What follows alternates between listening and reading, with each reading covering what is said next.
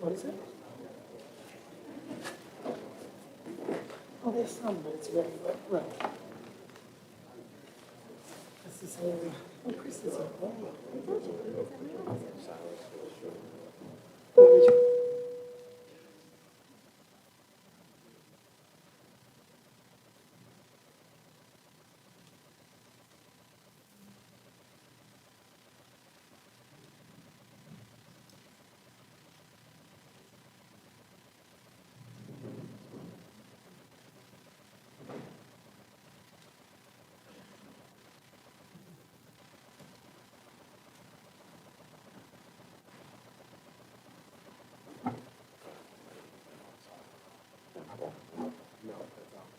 Red?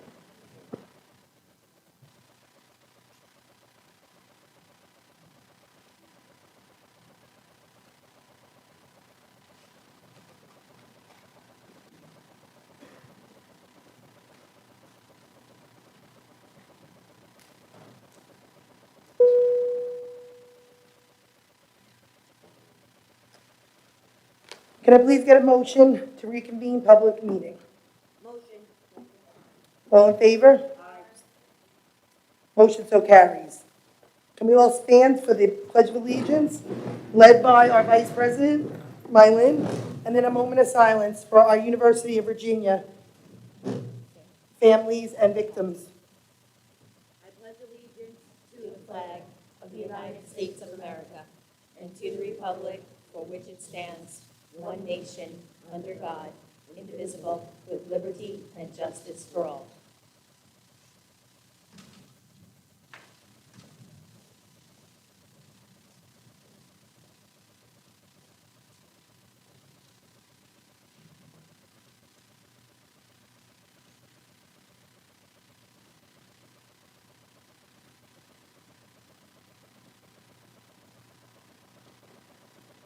Thank you.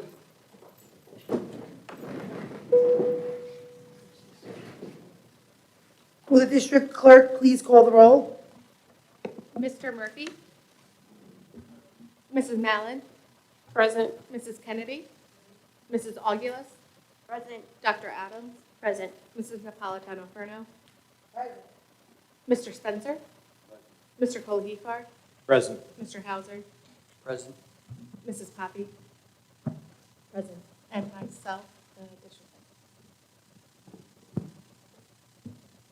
Can I please have a motion to authorize the board president and/or board vice president to call a recess as needed during this meeting without requiring an additional board vote? Motion. All in favor? Motion so carries. Can I please have a motion to accept the minutes of the October 25th, 2022 Board of Education meeting? Second. All in favor? Aye. Motion so carries. Moving on to recognitions by Dr. Adams, Superintendent of Schools, perfect scores on Regents and/or flags. So it's really exciting tonight to see all of our students that are here to be recognized. It's one thing to get a really good score on a Regents exam. It's another thing altogether to get a perfect 100. There's always a decimal place or an annotation that could take a point off to get that 99. But tonight we get to recognize the students who in June 2022 received a perfect score either on the Regents exam that they took or the FLAX exam, which is the foreign language exam equivalent of Regents exam. So I'm going to ask Mrs. Poppy to come with me down at the bottom of the stage where we will acknowledge our students.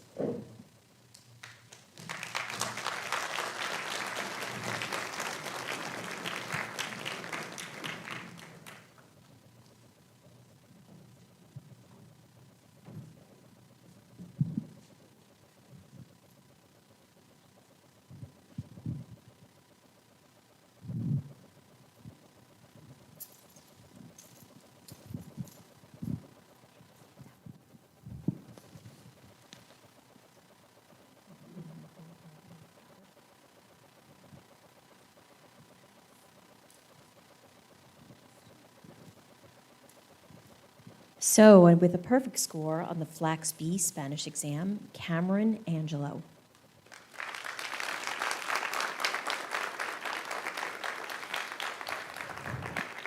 With a perfect score on the Flax B French exam, Lara Booth Alam.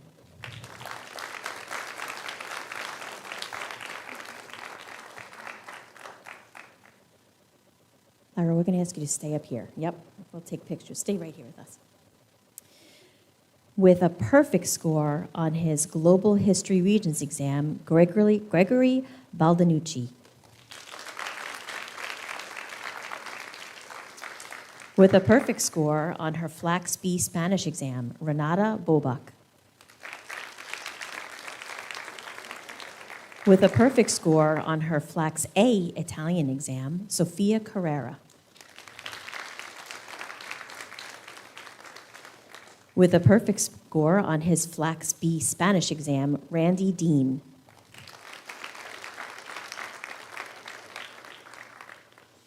With a perfect score on his Common Core Geometry Regents exam, Alexander DeVita.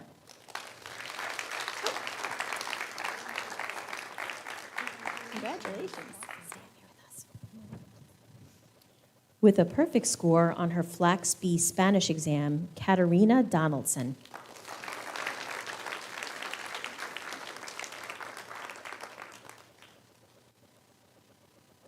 Go slow. Congratulations. With a perfect score on his Flax A Italian exam, Michael Fabri.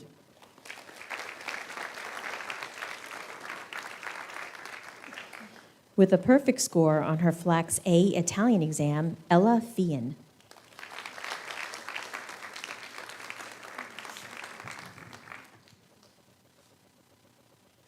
With a perfect score on his Flax B French exam, Kieran Fisher.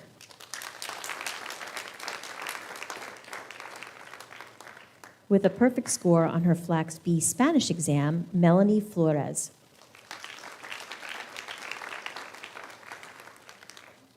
With a perfect score on her Flax B Spanish exam, Christiana Grobe.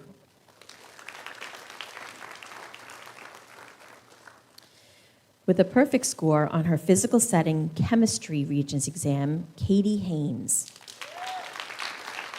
I'm going to hand that one to you because that's a hard one to get 100 on. With a perfect score on her Flax B Spanish exam, Daniela Hernandez. Congratulations. With a perfect score on her Flax A Spanish exam, Madison Holtzmacher.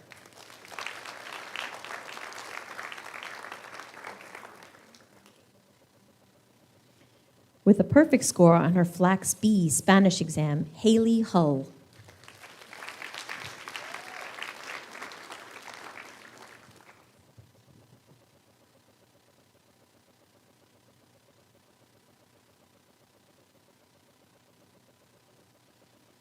With a perfect score on her Flax B Spanish exam, Julia Jackson.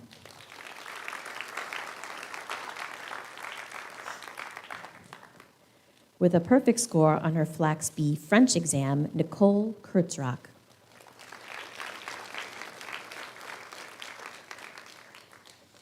With a perfect score on her Flax B Spanish exam, Mia Lange.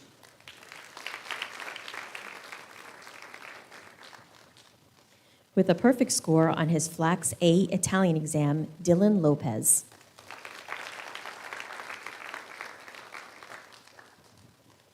With a perfect score on his Flax B Spanish exam, Maximiliano Lopez.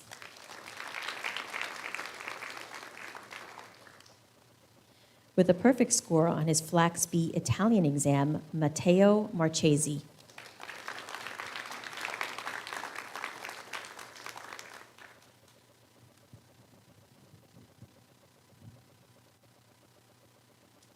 With a perfect score on his physical setting chemistry Regents exam, Nicholas Murata.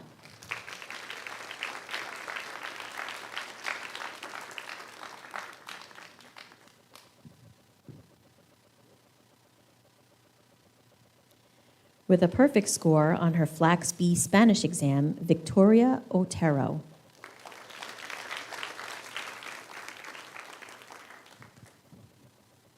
With a perfect score on her Flax B Spanish exam, Katerina Papandan.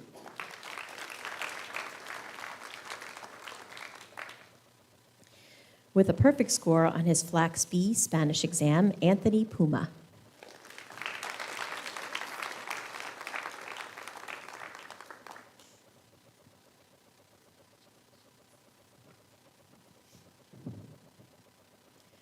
With a perfect score on her Flax B Spanish exam, Isabella Reyes.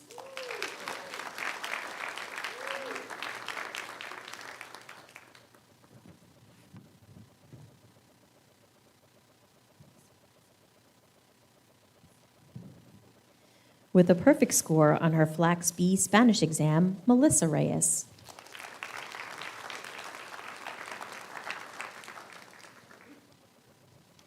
With a perfect score on her Flax B Spanish exam, Madeline Rosado.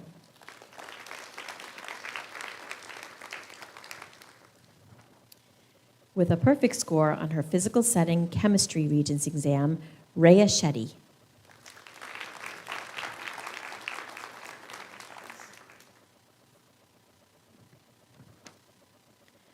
With a perfect score on her Flax B Italian exam, Stefania Ventura Corte.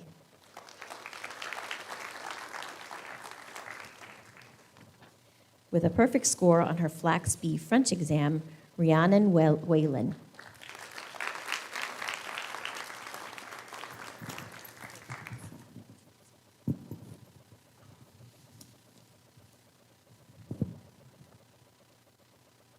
All right, so these folks got 100 on 2 separate exams. So with a perfect score on the Common Core Algebra 2 Regents exam and the Physical Setting Chemistry Regents exam, Cheyenne Ahmed.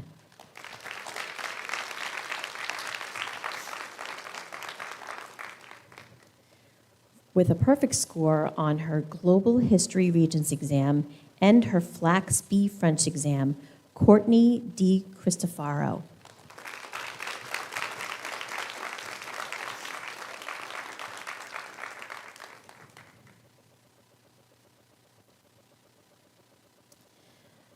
With a perfect score on her Common Core ELA Regents exam and the Physical Setting Physics Regents exam, Lilia Lovalsky.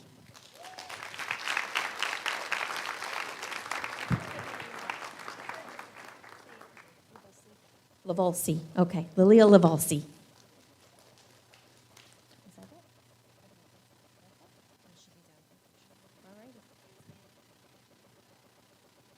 Yeah, I'm looking here and, okay, let me see who we forgot.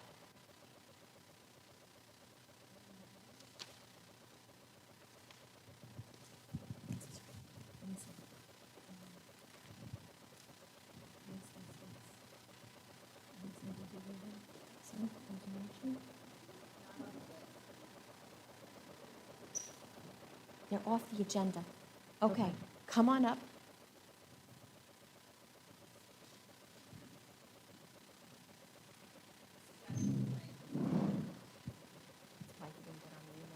So Declan got a perfect score on the Earth Science Regents exam. Oh, no, thank you. We will get you a special one, Declan. Thank you for coming tonight. No, that's why you weren't on. Did we miss anybody else? So I'm really excited about the future because we have such bright minds that are coming out of Connecticut High School. Thank you so much for working as hard as you do, because 100 does not come without hard work. So thank you so much for being here tonight and for proving that we do a wonderful job making you ready for these Regents exams and for moving on into the future. So thank you, and I hope your future's bright.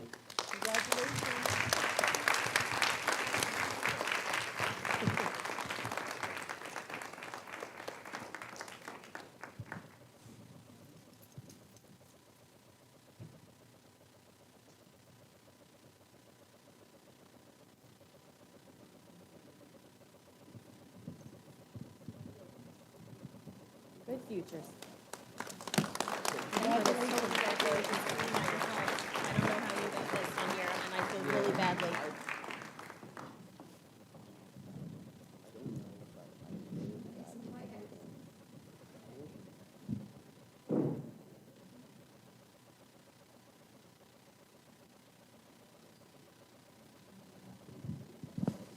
Well, I'm going to give this to Joanne.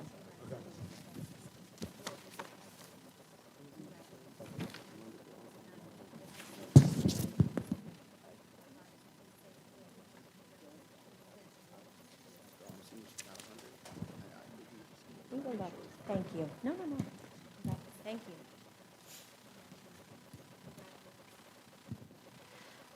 So earlier this year, the Board of Education put out a challenge to all of our students in the district to come up with an anti-bullying poster, and that we would have a winner crowned from each one of our buildings from all of the folks that decided to put in for that committee, for that poster contest. So I'm going to ask Mrs. Pisani to come on down and just explain it to us a little bit more and talk to us about the process, and then I'm going to ask you to help us give out those certificates. Oh, and Mr. Malafronte, I'm sorry. Oh, no, it was a partnership between Special Services, Student Services, and the Fine Arts and Music Education faculty. Good evening, everyone. Thank you to the Board of Ed. I'm so proud of the students who participated in our first annual anti-bullying poster contest. We had approximately 500 submissions. And Mr. Malafronte and I and Miss Olivia Fernan, our district outreach counselor, together we had the opportunity to judge and select the winners, and they were fantastic. Their artistry, their creativity, and their message. They did a fantastic job. So we are here tonight to announce the winners, and I will begin, unless Dr. Adams. And the principals are here, yes, for the buildings. Thank you so much for being here and supporting your students. Thank you. Oh, and if you can come down as well, that would be wonderful. Okay. So, does it have the building listed? So James Utwiller, am I pronouncing that correctly? Utwiller? Utwiller? Congratulations. Very good. Congratulations. Who's your principal? Alexander Gerlin? Am I pronouncing that correctly? Gerline. Thank you, Mr. Wrinkle. Congratulations. All right. I'll have you want to hold that for your student? Okay. Wonderful. Audrey Couric? Congratulations. Congratulations. Here you go. Great job. Oriana Cantillo. I don't know where she's from. Congratulations. So I'm gonna stand up here. Molly Latanziano.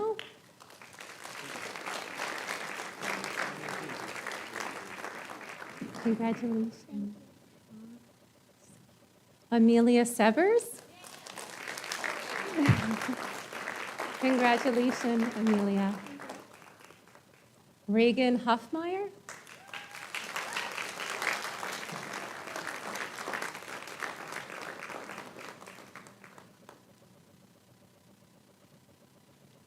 Congratulations. Craig Kramer. Pardon? Congratulations. Erin Palmieri. Great job. Congratulations. And we had 2 overall winners for the secondary. It's Josie and Juliet Stenick for Ronkonkoma Middle School. Josie and Juliet. Congratulations, girls. Yep. And you can have- Yes. So Board of Education, the two winners from the middle school, we are going to hang their posters at central office in honor of their winning this competition.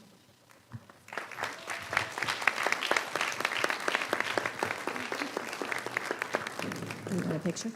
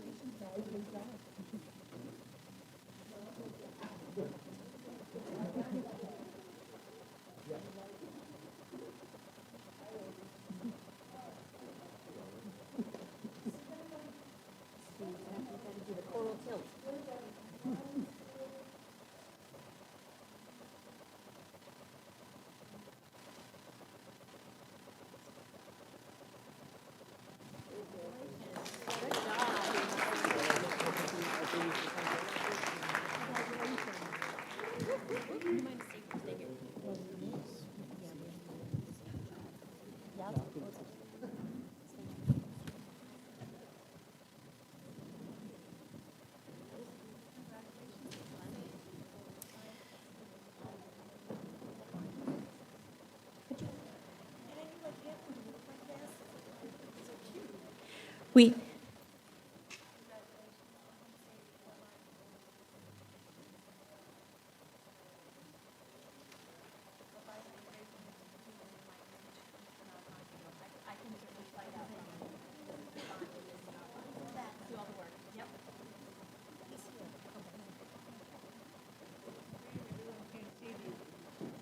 they're beautiful. We'll put them on Facebook. We'll put the pictures on Facebook. Everyone here can't. We have the posters on our end, on our computers, and they're amazing. We just wish that they would have been up for everybody to see because they're really great. We will post them on Facebook, either on on the website and on our Facebook page, okay? So we know how instrumental our faculty and staff is in everyday work with our students, making sure that they're prepared for everything that they need to do in life. And then we have a special person who steps in and helps out when there's an emergency. And we know that the majority of us would step in and do this work, but this person actually saved the life of a child at Cherokee Elementary School. So on October 27th, there was a third grader who was choking on an object that had lodged in their throat, and Nicole Massey, who works at Cherokee Street with our students, performed the Heimlich, which is no longer called the Heimlich, it's called abdominal thrusts, but it's called the Heimlich, and actually dislodged that, and that child is okay and alive because of the heroic efforts of Nicole Massey. Are you here this evening? Come on down.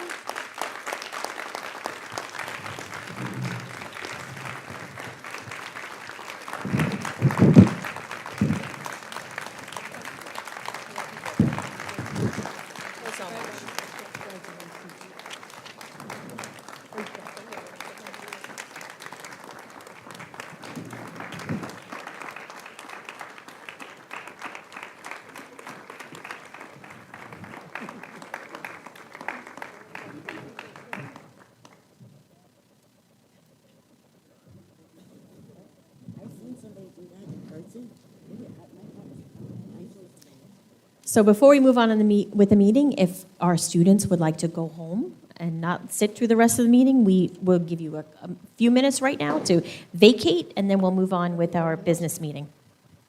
We're good.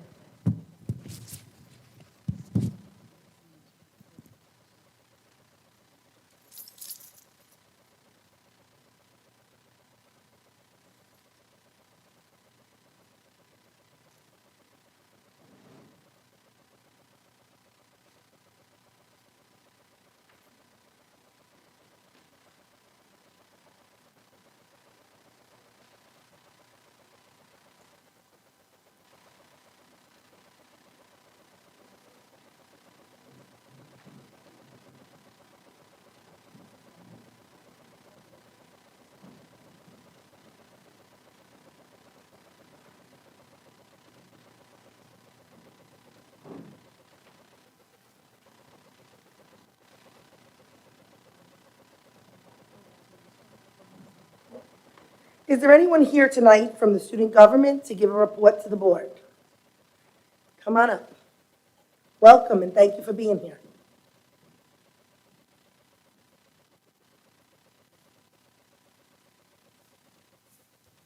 Hi, I'm Marissa Freeman. I'm the Student Government President and Board of Ed Rep. So our Thanksgiving food drive is going very well, and it's ending this Friday. And then our classes are working very diligently on their Winter Spectacular, and our overall theme is Holidays Around the World. And everyone's working very hard, and it's going very good.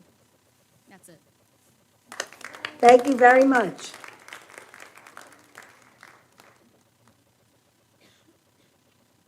Moving on to board topics. Does anyone have any committee reports? I do. Go ahead. Go ahead, you guys can, Marisol go first and then Lee. Sure. So the Mental Health Committee met November 6th. They are working on the Mental Health Resources tab on the district website. If you go to district and Mental Health Resources, there are tabs there that are active with workshops also that you can click on, and there's some videos that you can watch. Also, another thing that they wanted to pass along to everybody in the community is the 2 hotlines that are available to everybody.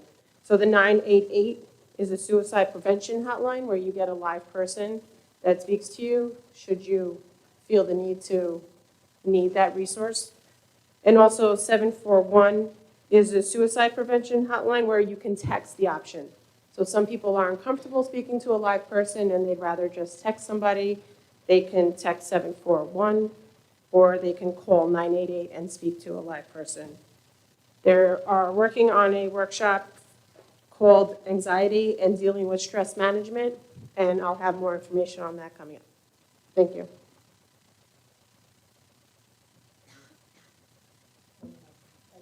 A couple of things. I went to the drug, I'm not sure the full name of the meeting. It was very interesting. They invited students to be part of this meeting. All different types of students, 3. It's drug and alcohol.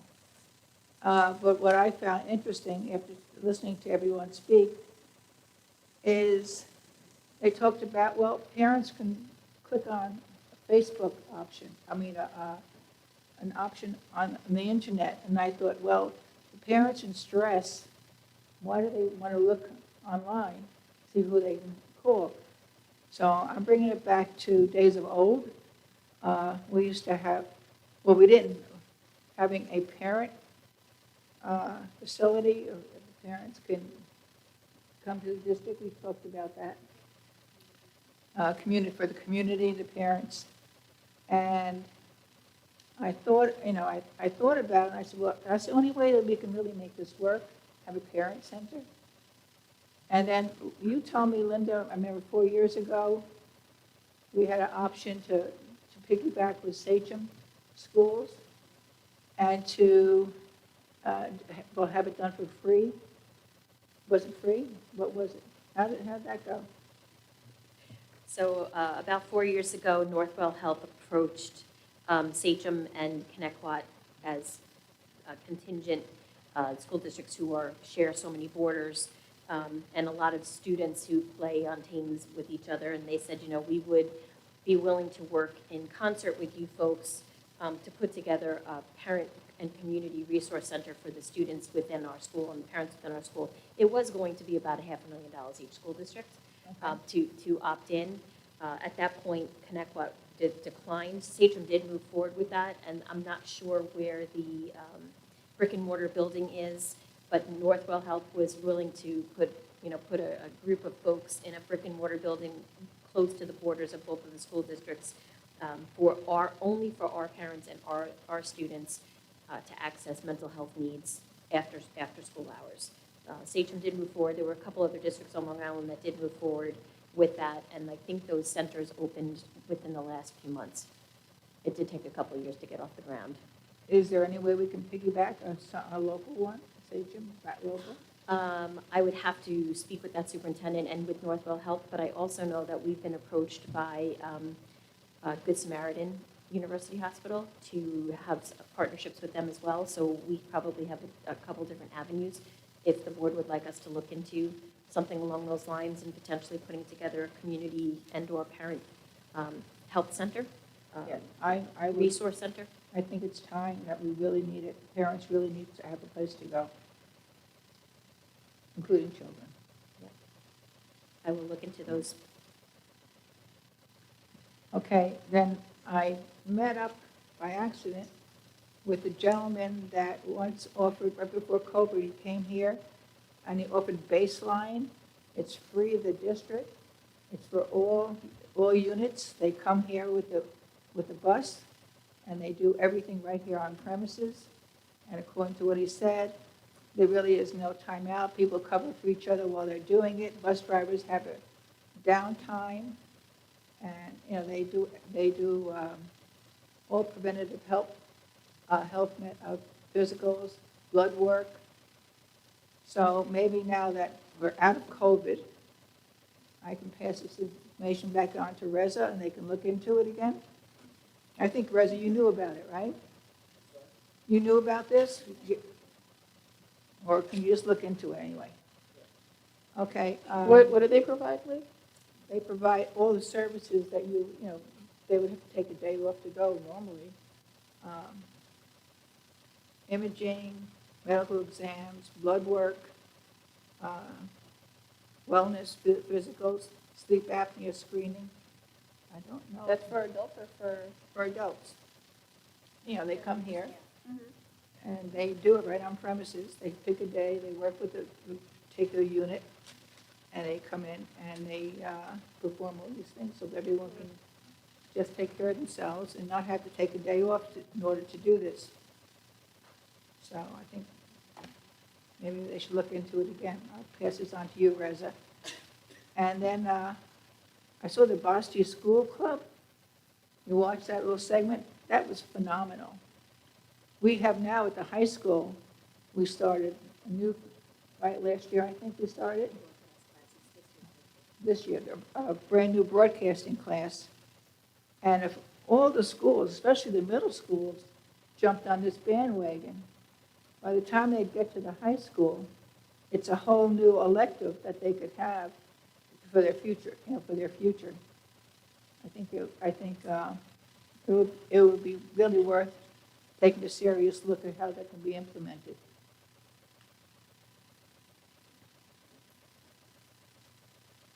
Thank you, Lee. Thank you, One more. Marisol. There's one more. I've been holding Okay. off on this. We have more electives in this district than any other district. More electives.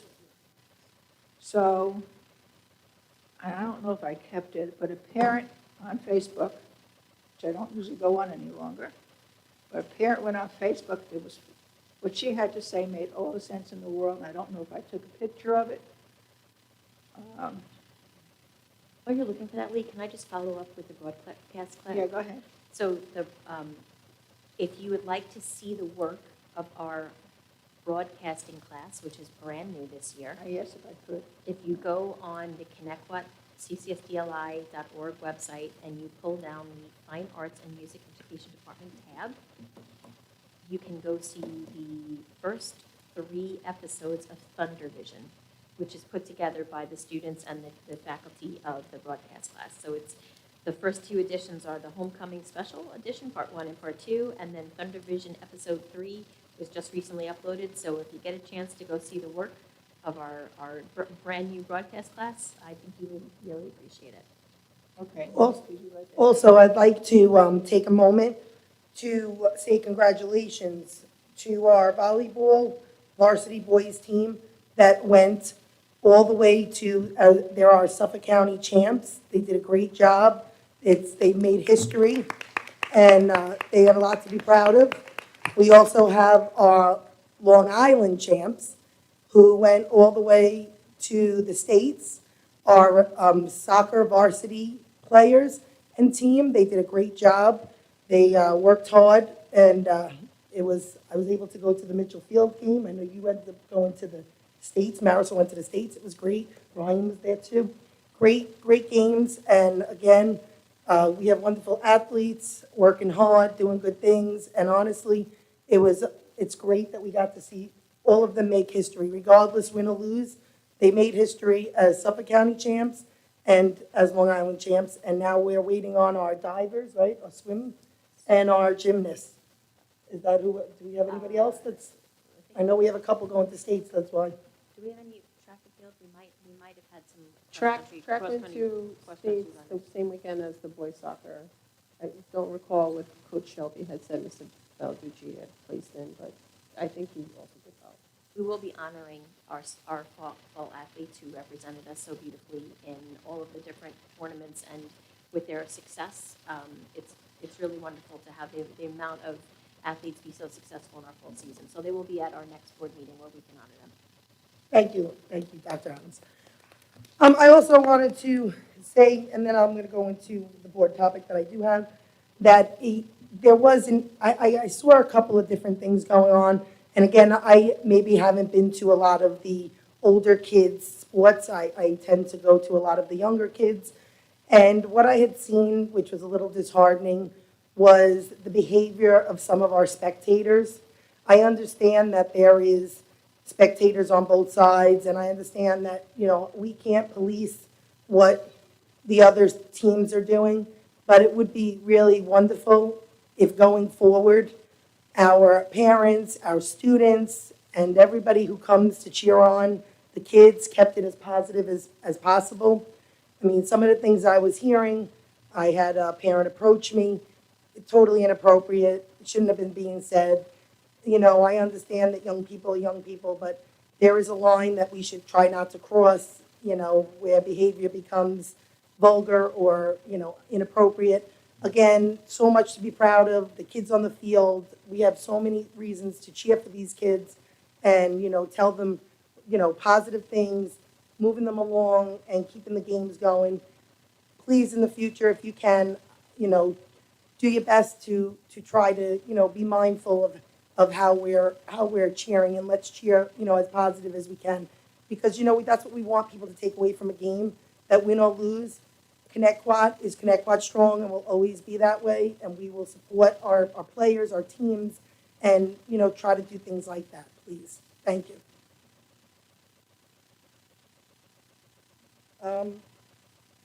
This one is for Mrs. Poppy. I had added, and I have it on here, special education services and test-taking skills. I had sent an email, and I appreciate you responding, but I wanted to share it with the public. And I had written that I am hearing from many parents that their children are having issues with test-taking skills, since for the last few years there were minimal tests. I have always supported opting out of tests as a personal opinion that aren't necessary, but understand why some advocate to take tests to help students with test-taking strategies.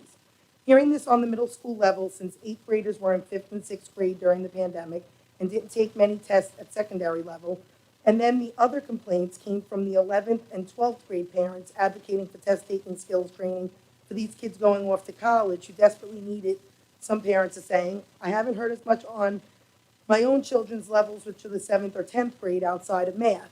But I'm wondering what we can do as a district to help these children, move forward with this test-taking. It has been a rough couple of years, especially with special education and with having more kids looking for 504s and for special accommodations. What can we do as a district to make sure all these children, special education and general education, as well as honor students, AP, are getting the services they all need when it comes to helping them learn how to take tests? Because I've seen, even though we honored so many hundreds, I've been hearing from a lot of parents that this year there has been a lot of kids struggling when it comes to their test grades. Question based on that. In the middle school, and I don't know if it used to be a separate course, half-year course, but I think they had to enroll it into the 6th grade curriculum. How to take a test, how to keep your notes, your notebook. That's when that little agenda came out. Are they still doing that? Or are they not teaching them how to take a test? But I guess maybe they have to review that more. Well, I can say that the good news is that at the secondary level, we have a number of opportunities that are built in to student schedules, or that they can choose to have built into their schedules to help sharpen the types of skills that we're talking about here. So, Lee, to your point, that study skills course is still in effect in 6th grade. Not every 6th grader takes it, but it is an opportunity. It's still separate. Oh, I thought at one time they told me it couldn't be separate anymore. They had to combine it into the 6th grade curriculum. There is a separate course Okay, good. currently in 6th grade.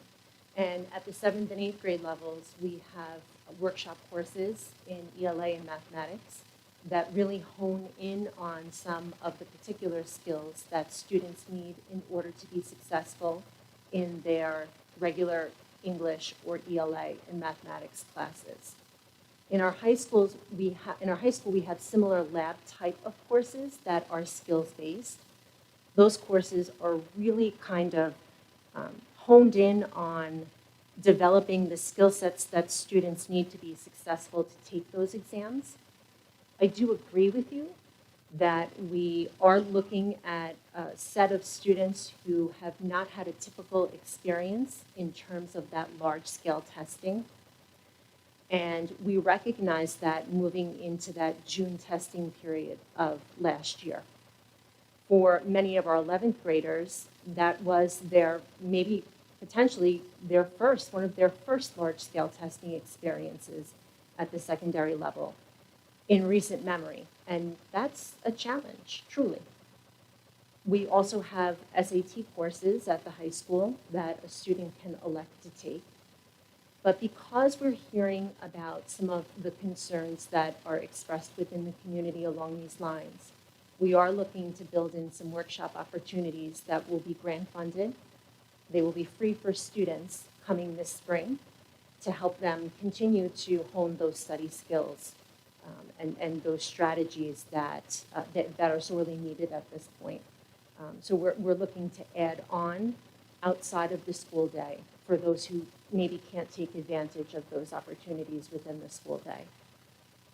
Thank you. That's wonderful to hear. I appreciate it. Can I just piggyback off of you, Jackie?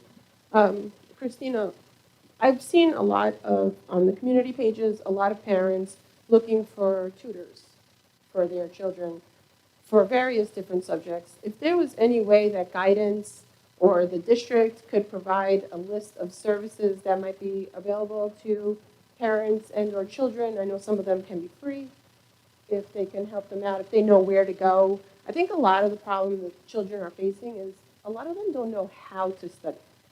They don't know how to study. They've never had to study. So they need to learn how to study. A lot of these students are needing extracurricular help. So if we can help them find those services, and maybe the teachers could reiterate when their extra help hours are, that could also help them.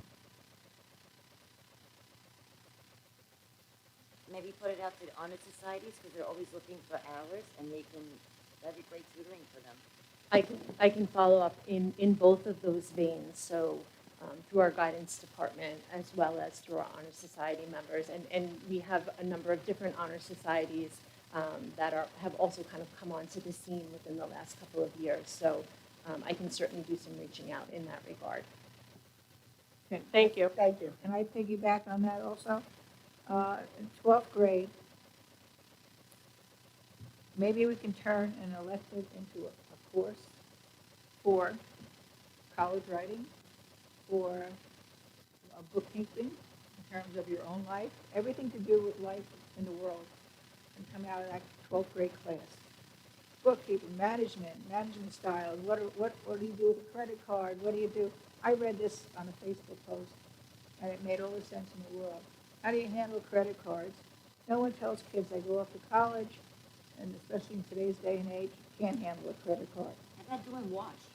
Well, I had spoken do to that too. Christina about the personal finance course and trying to find a way how we can make it a requirement and how to implement that. I know you had been speaking to Mr. Kassane about that. I have been. We are working on some experiences for our 9th grade students and eventually our middle school students in this regard. Lee, to your point, we do offer a personal financial literacy course that covers some of the topics that you mentioned. And in addition, you know, I do hear that call for college writing, which would be a different type of course, type of elective course. I believe that we have a proposal on the table for next year involving that, a writing-centered course. But that is also an offering I'm looking to push forward in the spring. Grant funded, again, an opportunity for children to avail themselves of that skill sharpening that we're kind of talking about in this vein.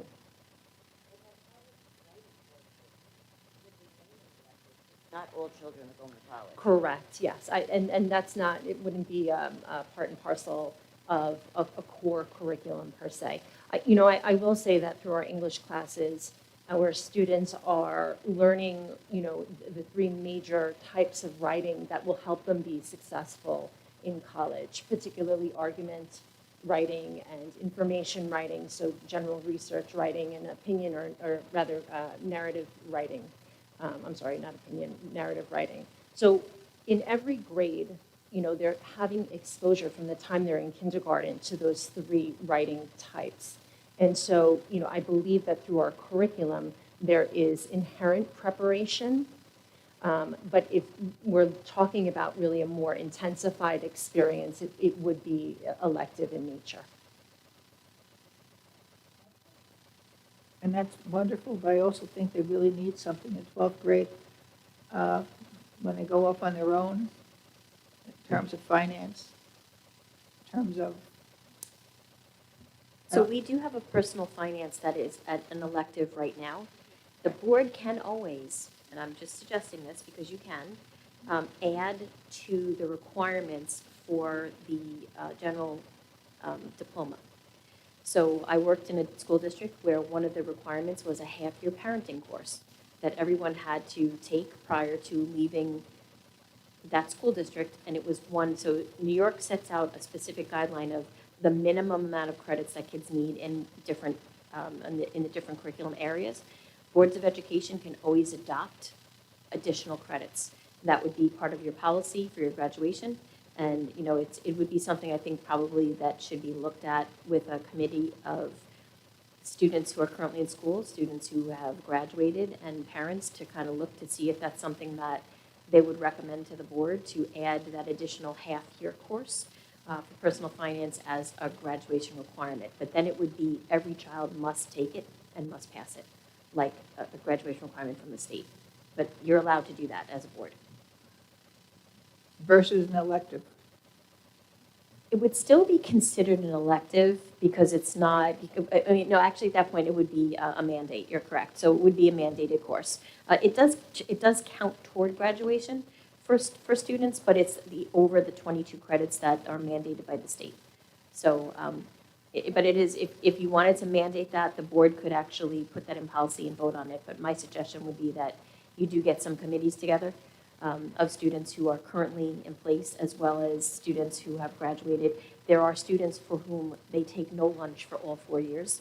So to add an additional point, you know, half a year course, they would be offsetting something else that they may have wanted to take that was different than this. So it's just something that I think we need to look at on a broader scope, and I would do that in some kind of a committee or discussion.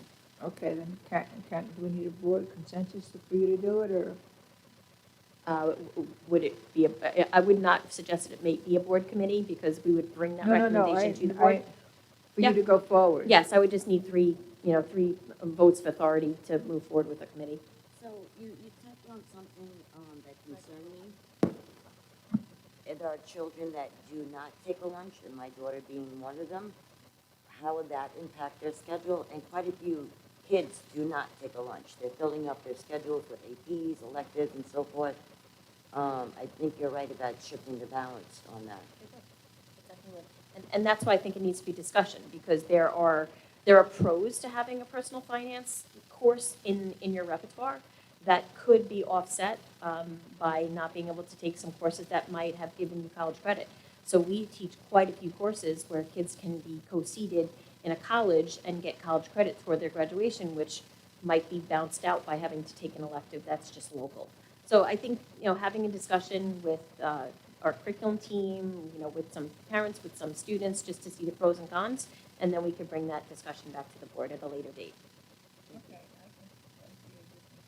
Okay, I have one. I'll vote on it, yeah. Two? If it's just a discussion, it's just going to be a It discussion. would be a discussion. We would bring back our findings to the board. Yeah, I'm fine with the discussion. I don't want to vote on any kind of mandate for a class until we have, full information. Yeah, okay. But I'm a yes for discussion. Great, thank you. 3 yeses. All right, so I have two things that I wanted to discuss.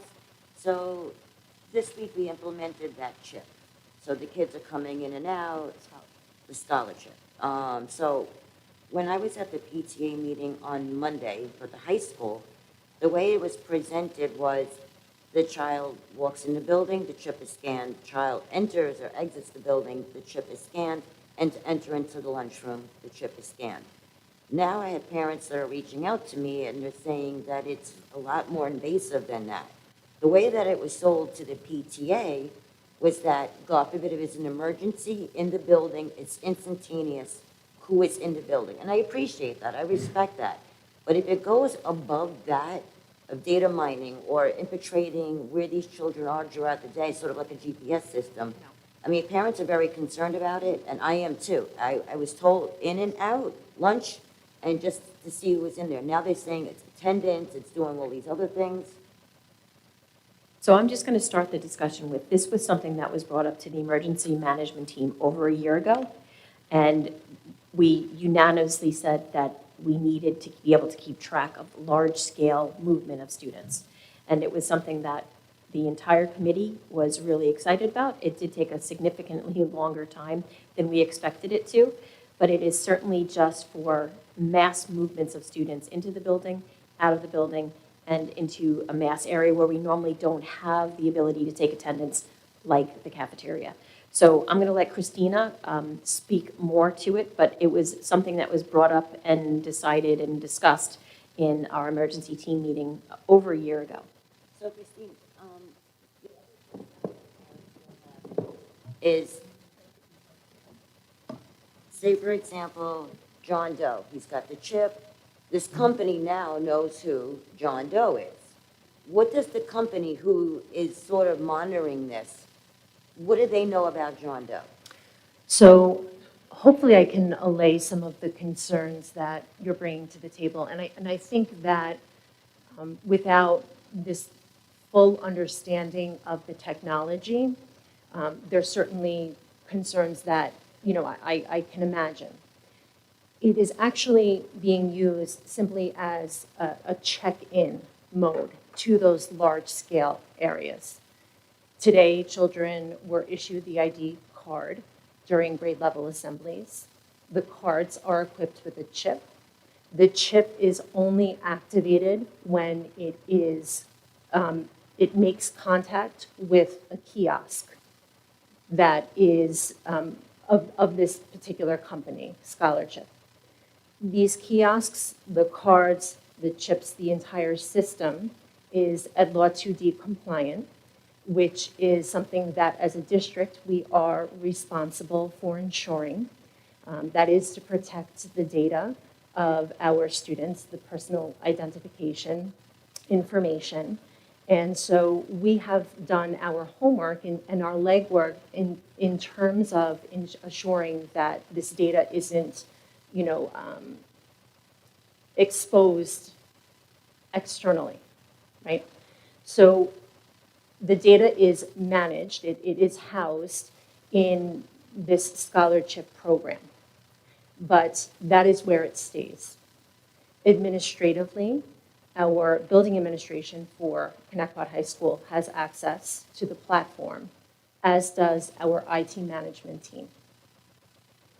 The data is not used to determine anything except for the presence of a student, whether they're meant to be in the cafeteria during that class period, for instance. I happened to be on site today during the passing between 6th and 7th period. So what happens is the children line up, they tap their ID card against the kiosk, and on the screen, we're able to see whether that student is scheduled to be in the cafeteria at that time. Christina, what yes. about a green pass? I'm sorry, I couldn't hear you. What about a child that has the green pass? If a child has a green pass, what we're having them do is go ahead and slide their green pass into the sleeve of their ID card so that the monitor at the kiosk can see that they are meant to be there that period. So I witnessed that happen, and that worked out fine.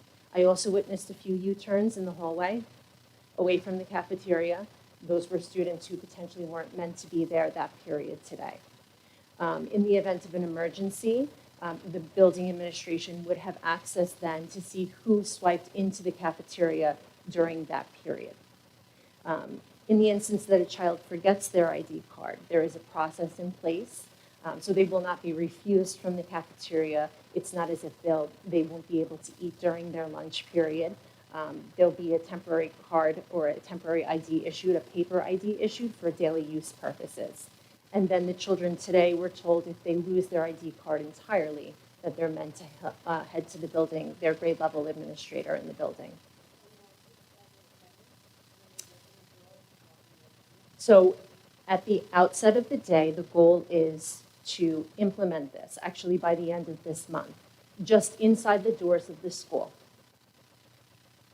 So period by period attendance from the teacher, it does not replace that. Okay, so that interaction that many of us know as roll call at the beginning of a class is not removed. Children are not tapping into a classroom. We don't have the technology for that. We just have a few kiosks that are helping us monitor student movement into the school and then student movement into the cafeteria during lunch periods. Correct. It's not tracking, right? It's not an active chip, right? So it's not a GPS. The students aren't being, spied upon or tracked, if you will, throughout their school day. We're not able to tell where they are just by the virtue of the fact that they're wearing this chip-enabled ID. It's really only when the ID makes contact with the kiosk that allows us to determine whether or not they're meant to be there. So this outside company will have my child's name, potentially date of birth. So it will have the child's ID information because it syncs with our student management system. So it essentially reads the child's schedule. So why can't the company identify the child as a number and not a name? Because visually, when the child taps into the cafeteria, the human part of it, right, the part on that kiosk, and eventually... I'm thinking of this company that has access to where your child is coming in and out of the building. I'm not concerned really about the internal piece here. Okay. So there is still a process, even when we do use this for entrance into the school, that when a child taps the ID to go into the building, the kiosk is you're able to see their name and their picture. So whomever, the human who is monitoring the kiosk is able to see whether this child has a valid ID, is a valid Connect High And I School appreciate that, student. but what about the human that's the company that you're...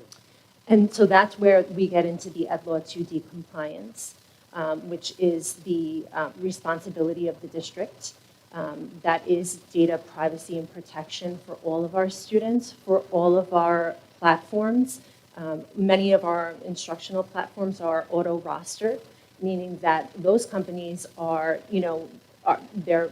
they are operating their platform through our student information system, right? So ostensibly you could say, well, if we are subscribing to a student platform that is, for instance, providing benchmark assessments for our elementary students, you could say that that company has that similar type of access, right?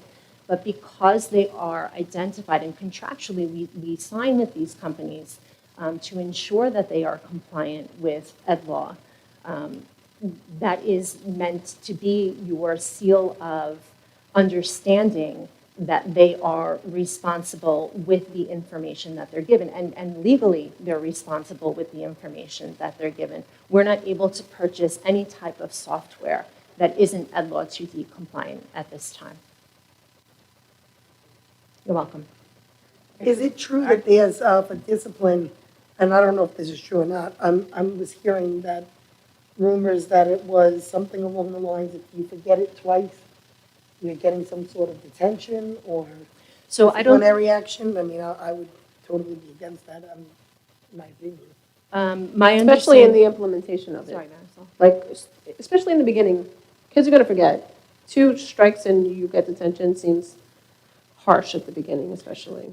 I don't know if that was said at one of the grade level assemblies today. It was said at my daughter's grade level, Okay. our child's grade level, 10th grade. 10th grade.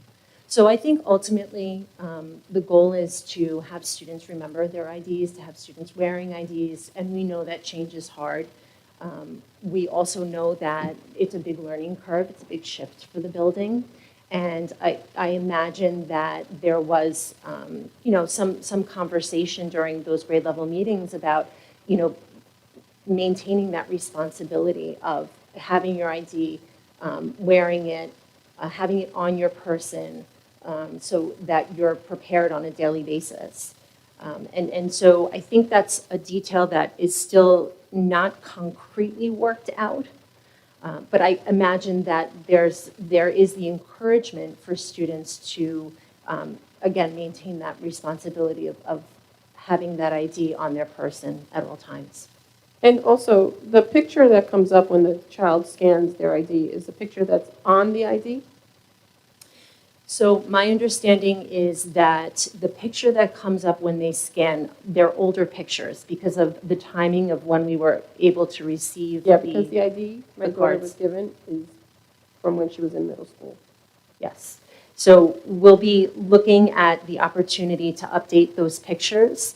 It was a timing issue for us.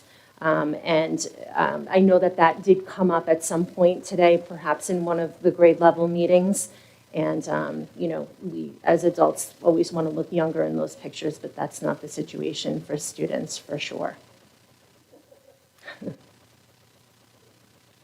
Any other?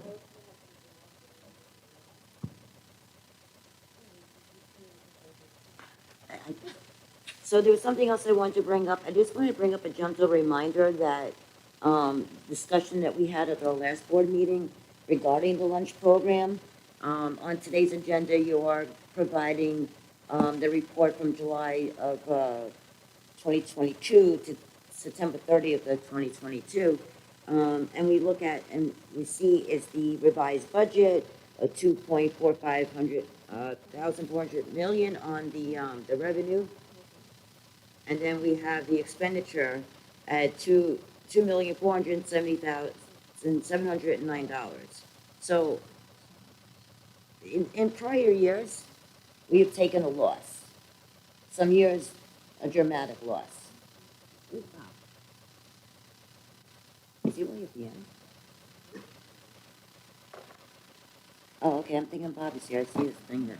Anyway, so I just want to have a gentle reminder, since our last conversation, what more has been done to sort of look at the financial health of the lunch program? Have we come to any conclusions on where we can cut some of this deficit? Again, we're looking at potential revenue. I could tell you right now, we're not going to hit that revenue target. So is this a reasonable revenue target, and how does it compare to the last few years? If I can see, Linda, if you can give me the last 3 years of the revenue targets? And I want to see how far off we are. I know a few times during the year, we are making budget transfers to cover and support the lunch program. If you don't mind, if I can see yearly how much the transfers are that go in to support the program. But again, I just want to know, is anything, any research, anything gone further so that we can kind of understand where these deficits are and how we can kind of fix it? Okay. Okay, can you also piggyback on that? So I'm reading the clerical and cook manager. I don't know how much of this is insurance. I know we have 4 people that receive insurance. Can you put something together just with our staff and the cost? In addition to, I would like to, because they talked about going to COMAC, what COMAC does, so I'd like to know if we can form some sort of committee and perhaps go to COMAC and meet with them to see what they do to help keep their costs down. I'm good with that. And I do have one more thing that I'm sorry I didn't talk about earlier. I went to the bus meeting again. You were on Zoom, right. But it was interesting, they had three students, they wrote an essay, and now they're becoming part of the program. They're the ambassadors, and they're going to be working with middle school and the high school film class called Thunder Vision. They're going to produce a film on school safety and bus safety. You're getting a $28,000, I think, is Bob here? A $28,000 grant to teach bus safety to the community. So they all have to figure out with a group the best way to do that. They were reading their essays to us. They were so excited and very proud to be on this committee. And really it's about the red camera lights. So I guess that should start soon, right? I'm guessing. Because now they have the kids, now they have the program, and they have to work on how it's going to get done. We'll, I guess by the end of the year, we should know. We'll bring you the video when it's complete, and we'll show it to everybody. That should be good. Yeah. And then also, the bus drivers are trying to make everything more, they're amazing. What goes on there, I never really appreciated the hard work that they put into it. They came out with a new format of maybe how they want to present the buses in the parking lot at the high school, so the kids will know, because a lot of the kids don't even know what bus they take. It goes just by lines. So, and they would get on this bus all the way down.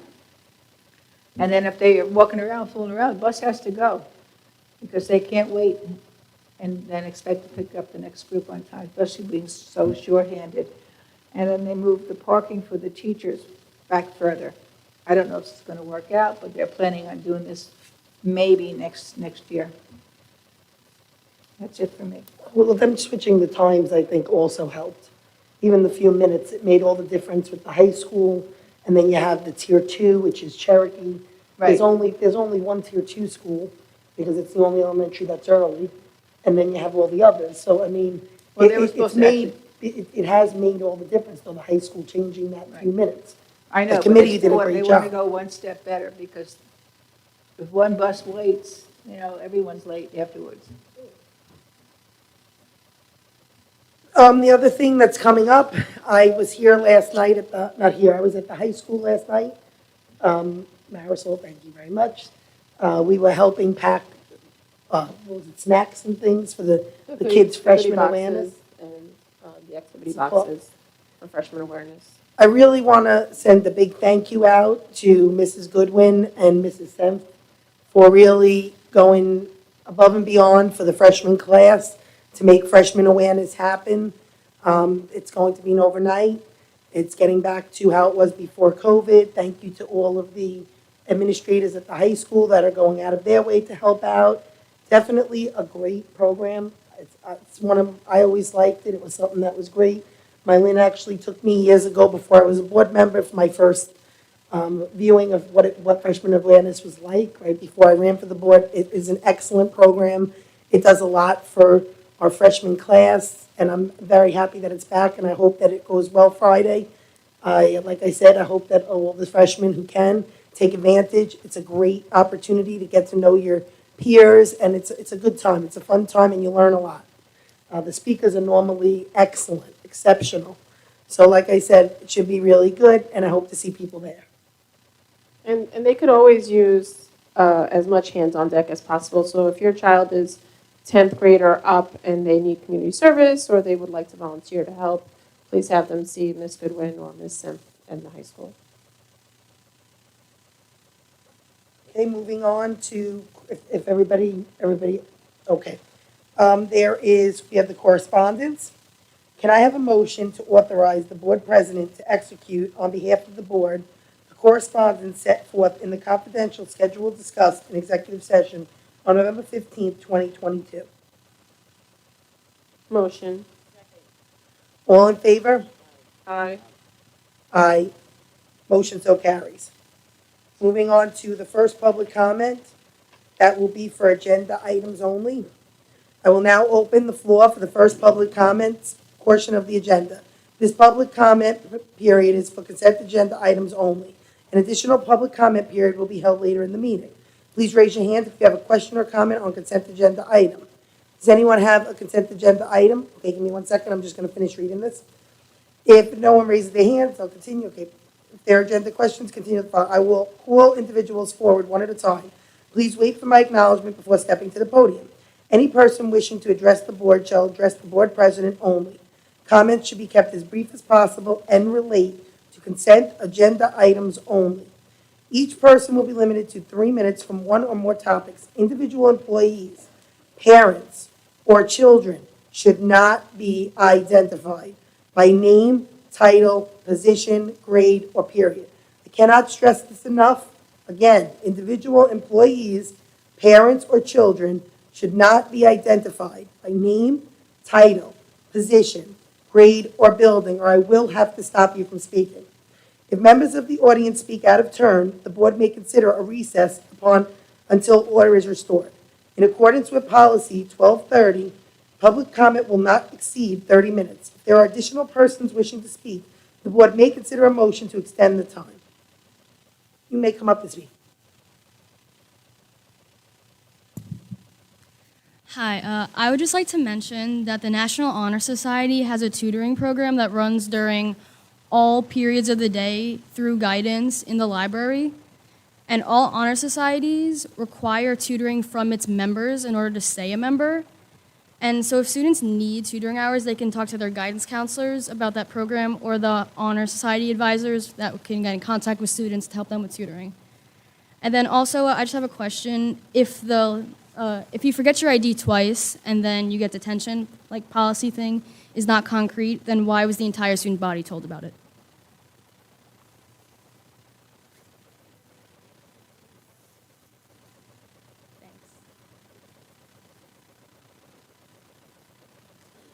Thank you for the information. We'll look into that. Anyone else with a consent agenda item? Otherwise, we'll move on. There'll be another, oh, is it agenda? Go ahead, you can speak.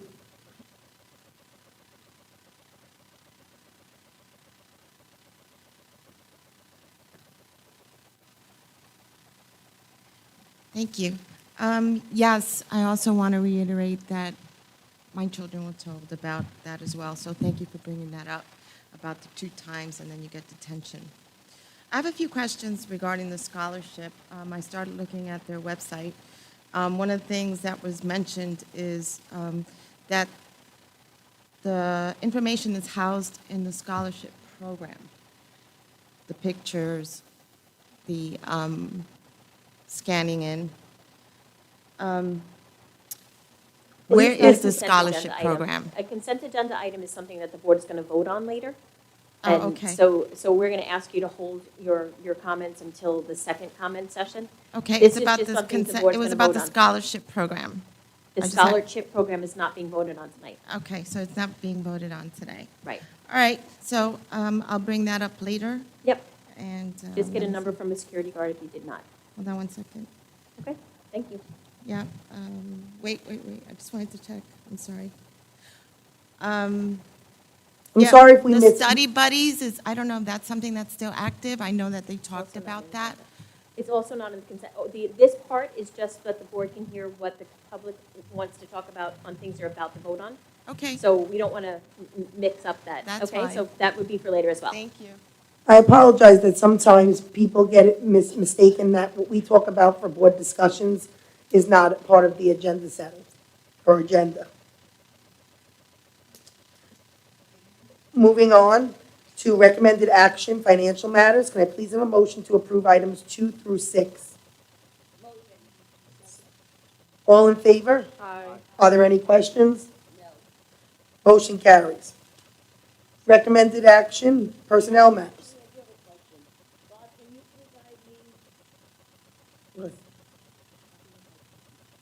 Actually, probably Jesse. Jesse, can you print me the year end, the September, no, it would be June 30th. Can you give me the reports, just how we have it here, but I want the year end? Can you print that for me? For all the reports there? I'll take the trial balance, I'll take the lunch program, I'll take the appropriations and revenue. So everything that's there. For basically everything that's there. So just for June 30th, 2022? Yeah, I want it for the complete fiscal year. ending in June 30th, 2022. 2022. Okay. So Bob can help out with that. Thank because I you. don't have access, but. Okay, moving on to recommended action personnel matters. Instructional and non-instructional. Can I please have a motion to approve all personnel schedules as presented? Motion. Second. Are there any questions? No. All in favor? Aye. Aye. Motion so carries. Consent agenda. Can I please have a motion to approve items 2 through 24?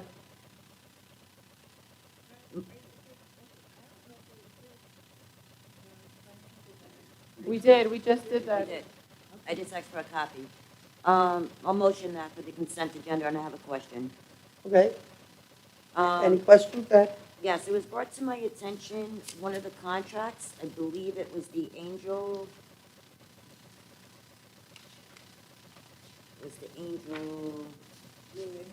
Little Angels, that's correct. There's an incorrect date on that contract. We have it here, July 1st, 2020 to June 30th of 2021. Any specific reason why it's worded that way or dated that way?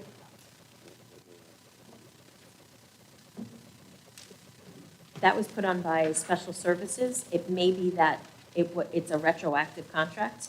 If you'd like to pull it for now, and we can always put it on in December to make sure that it is meant to be a retroactive contract, we can certainly do that. Yeah, let's pull it. Okay, so we're pulling item number 16. So whether it's, okay, so say for argument's sake, it is a retro, is there a current one? Good question. Okay, so I want to know if there's a retro and a current. Yep.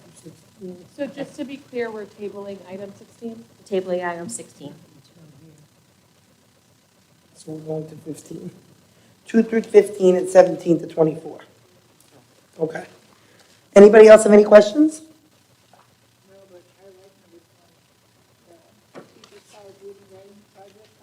Lee, you guys got to put your mic on, nobody can hear Oh, us. never mind. I just liked 20 because it was a teacher's college reading, writing project contract. And, A lot of good things coming up, a lot of good yeah, things. I like that. And you know how I feel about that, Lee? Okay, so again, can I please have a motion to approve items 2 through 15, 17 through 24? Motion. Any other questions? No. All in favor? Aye. Aye. Motion so carries. We have now moved to the public comments. Wait, I'm sorry, I meant to ask a question, if that's okay. Go ahead. Linda, could you elaborate a little bit more on the Stony Brook University professional development? So that's actually a contract so that we can offer Stony Brook University courses at our teacher center. And how? To no cost to the district. It's the folks who sign up for those teacher center courses will get Stony Brook credit, and they will pay for those courses themselves. Sometimes Stony Brook offers them on site so that we can have a cohort of folks going through the programs together. We have, in the past, Stony Brook has offered administrative courses, and the entire cohort has gone through those administrative courses. I'm not sure we've ever had one here, but without this kind of contract, we wouldn't be able to have that. Okay, so can you tell me, or maybe get me a list of what type of courses they may be? So Mrs. Poppy is on the board, so she certainly can. Thank you.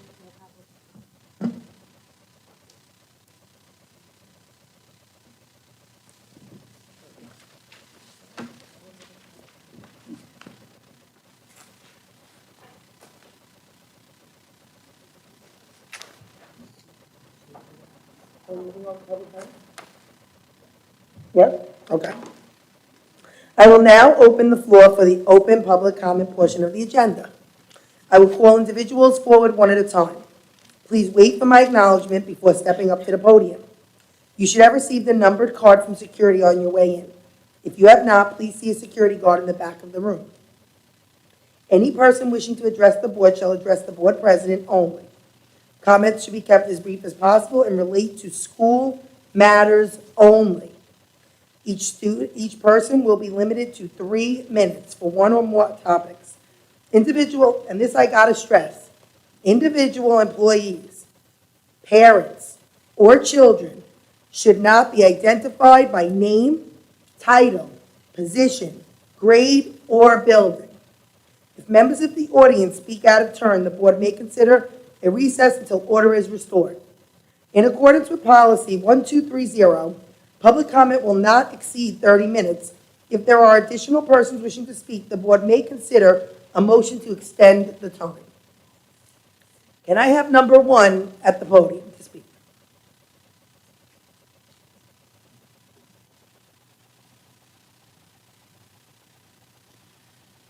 Ladies and gentlemen, respectfully, I want to express my sadness as being part of this district and the way it's treating our LGBTQ kids and families.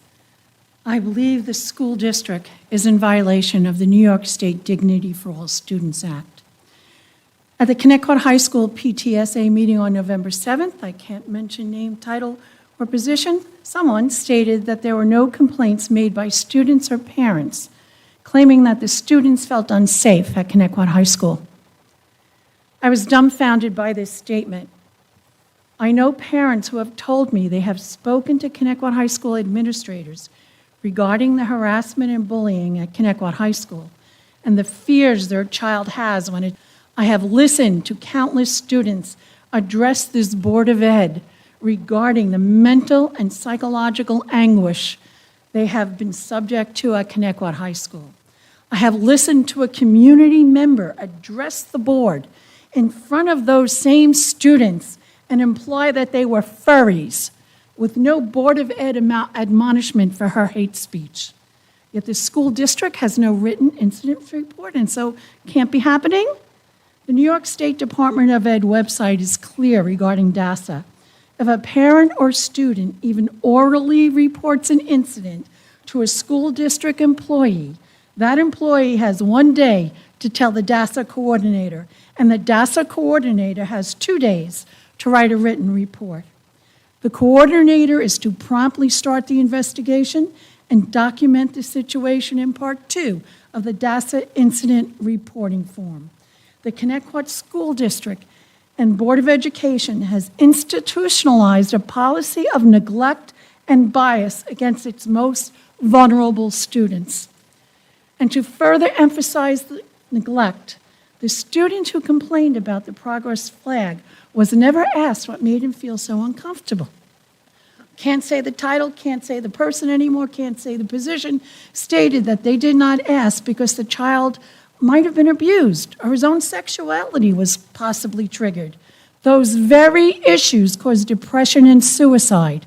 The more empathetic response would be to see what resources would be most helpful to the child and not neglect that child's state of mind. I mean, my heart and soul is in this, guys. We have to do better. Thank you. Number 2? Is there a number 2?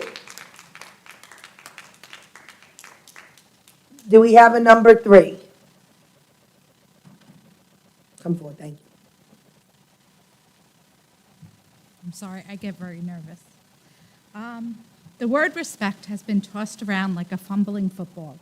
For those of you who don't know me, I am a teacher at OBMS and the parent of 3 children who had the privilege of being taught by the amazing teachers in this district. I would like to take this time to recognize some of my colleagues and my children's teachers. We can't name people by names. I'm not going to name names. Okay, Okay? thank you. You can give it back. Can I say, like, my son's teacher? Like my son's 2nd grade teacher? Can I say that? Okay. That's fine. My son's 2nd grade teacher came to my house to reward my son for learning his multiplication tables during the pandemic. She brought him Carvel with her own money. She also fought to get my child the services he needed. My colleague the other day was out shopping for ingredients on a Sunday night so that her students could learn to cook. She also wanted to model for another teacher, a future teacher, an interactive lesson. I want to thank all of the other teachers who mentored colleagues, who took time to take on student teachers, and who inspired students to become teachers. Sorry. The English teachers who spend countless hours before and after school during their lunch period to grade essays. The math teachers who have been told at least 1 million times, I can't help my child with math, and we respond, send them in, I will help them. My children's teachers who called me after hours because I worked the same hours as them. The teachers who spend hours on the phone with parents trying to find a solution to why their child is struggling in school, or who call to praise a child for their hard work. Sorry. All of these things do not fit into our contractual day, but we do them anyway because we believe in what we do. We educate our youth. We chose our profession because we love kids. We wear black shirts to show our unity, that we are part of a team who looks out for your children. We go above and beyond our contract each and every day. We come in early, we stay late, we chaperone events that take us away from our families, sometimes for a day or two, as we are this weekend. We spent countless hours learning technology and its applications so that we could continue to teach during the pandemic. Why? Because we treat your children as though they are our own. We are not demanding respect. We are asking you to recognize all the things we do each and every day that go above and beyond our contract. To me, that deserves respect. Number 4. Is there a number 4?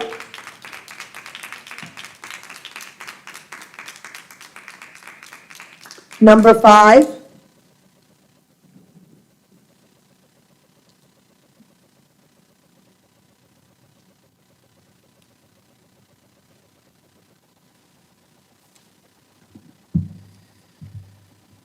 Hello, my name is Ben. I'm a parent in Connecticut, and I'm here to voice my concern with the growing reports of the hostile environment that is being cultivated in our schools.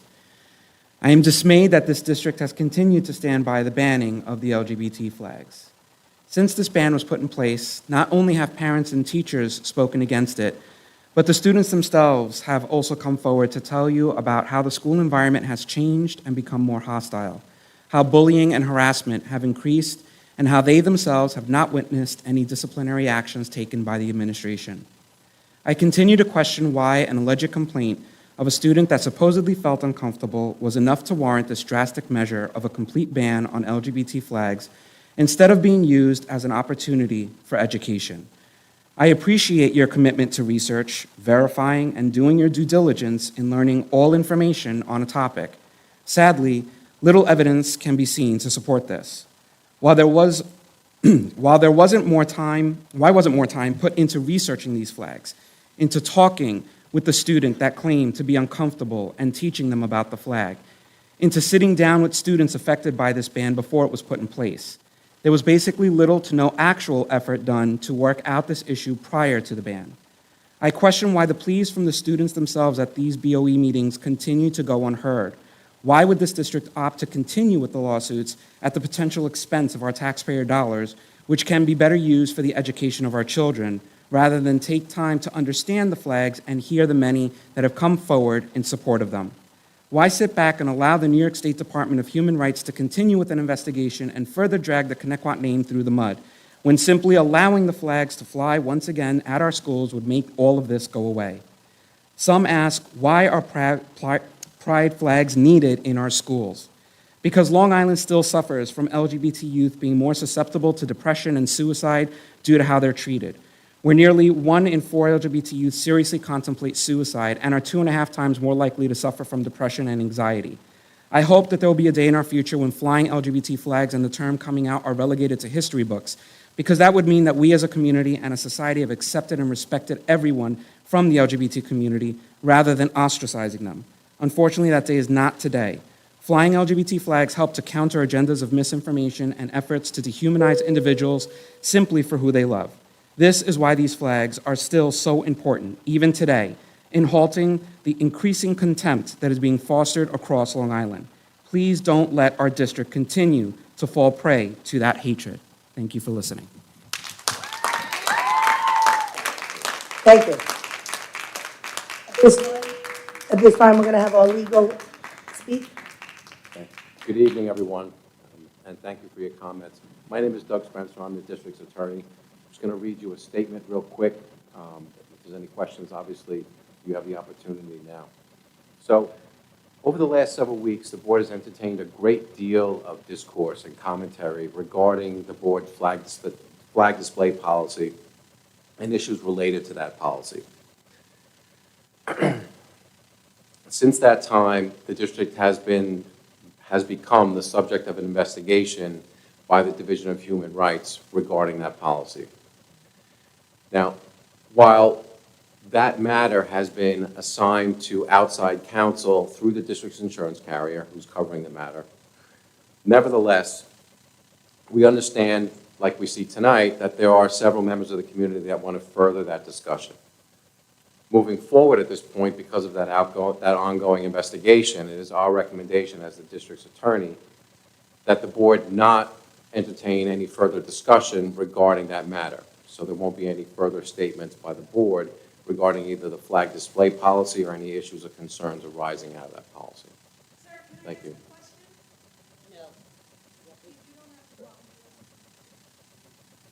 Can you all just let him finish his statement, please? You'll be able to speak, we just are unable to respond to any of that, as we are not supposed to respond as per Robert's rules to begin with. Okay? Did you finish your comment? Because I know that you interrupted. We're all set. Thank you. Thank you very much. Thank you very much. Moving on to number 6. Is there a number 6? Do we have a number 7?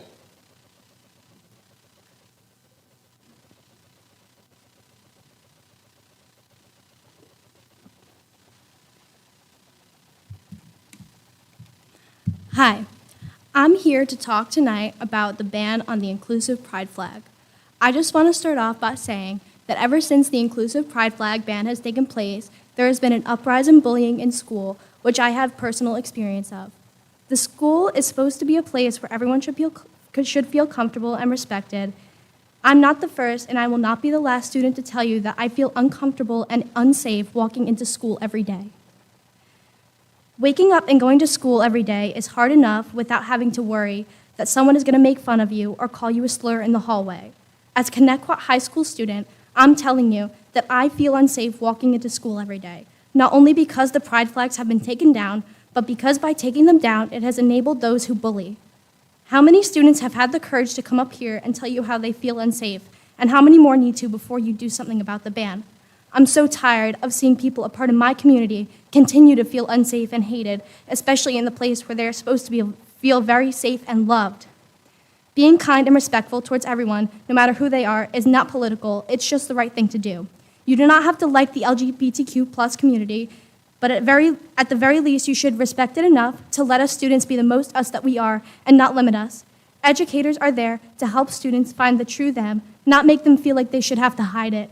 By putting the flags back up, it would cause no one harm, but by leaving them down, it's causing harm to many. I'm a student in this school district, and I'm telling you very respectfully to put them back up.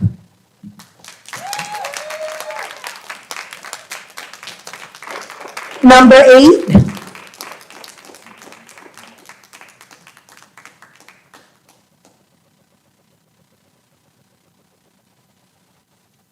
Hi, good evening. I've been asked to pass along the petition to the board. This is a printed out copy with comments from the internet, just so you guys can have it. Can I come down? You can leave it on the You can podium. submit it Security to the will- district clerk. You can leave it, or with security. Okay. Thank you very much. Thank you. Thank you.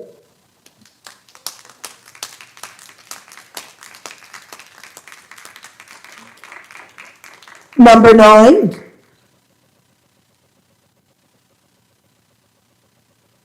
Is there a number 10?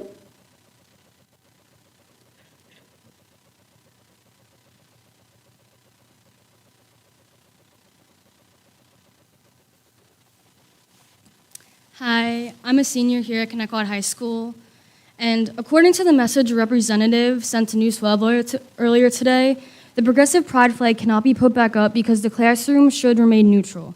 But this flag has been up for over a year, so my question is, what has changed about the flag?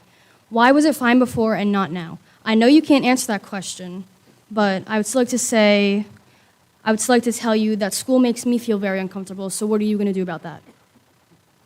That's all.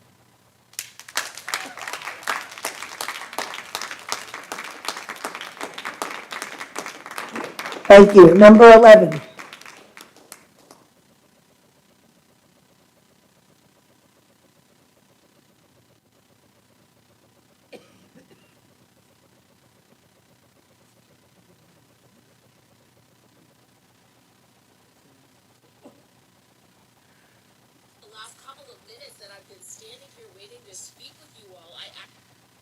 Hi, good evening. My name is Lisa Gisavo.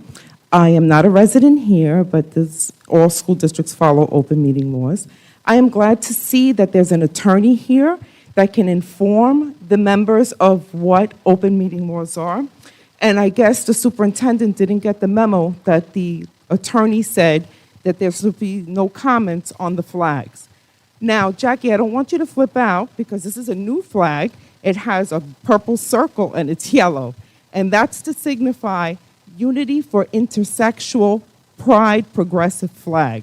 So I just wanted you to be aware of that, so I don't want you to get upset, because now this is a new flag which is more inclusive than the progressive flag. So I want to first thank Jackie for showing up in Sayville to give the Pride Progressive flags and having them display it.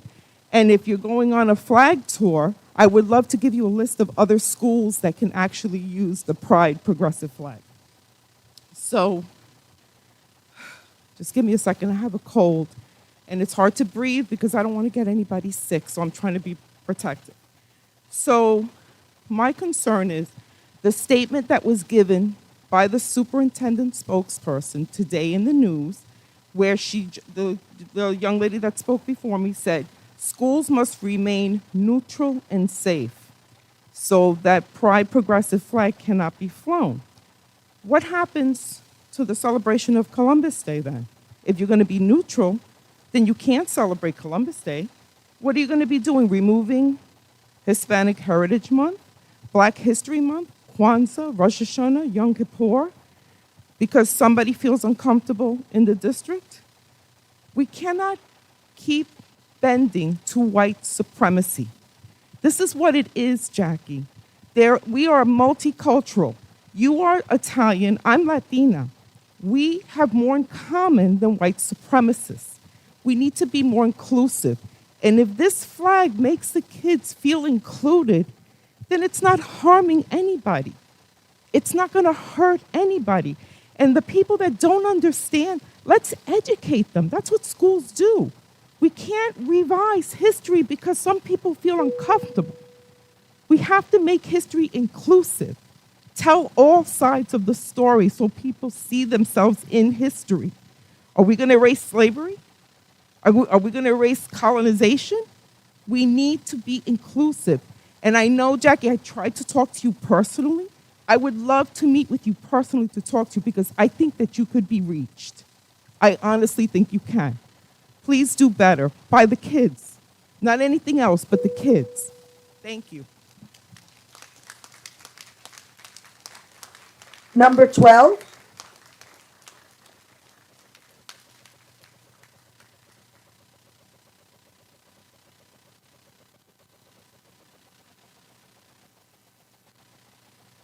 At a board meeting over the summer, there was a high school student who presented a really great idea about a student-teacher center. And it's a center that's attached to guidance focused on transitioning students into their careers after graduation. The center would offer help with college application process or perhaps moving them straight into the workforce.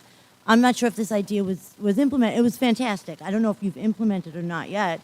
But I was actually wondering if it could be combined with something I saw from Sachem. On November 7th, they hosted something that they called it a curriculum night, and it was for 8th and 9th graders. And it was an opportunity for parents and their children to participate in a series of curriculum presentations with discussions about the grading requirements, whatever they would need. to prepare them for their educational, occupational, and military goals after high school. Do we have anything like that? No.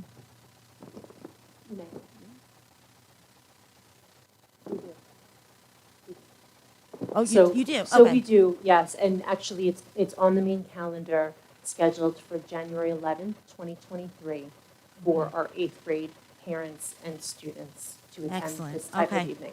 Very nice. Okay, thank you.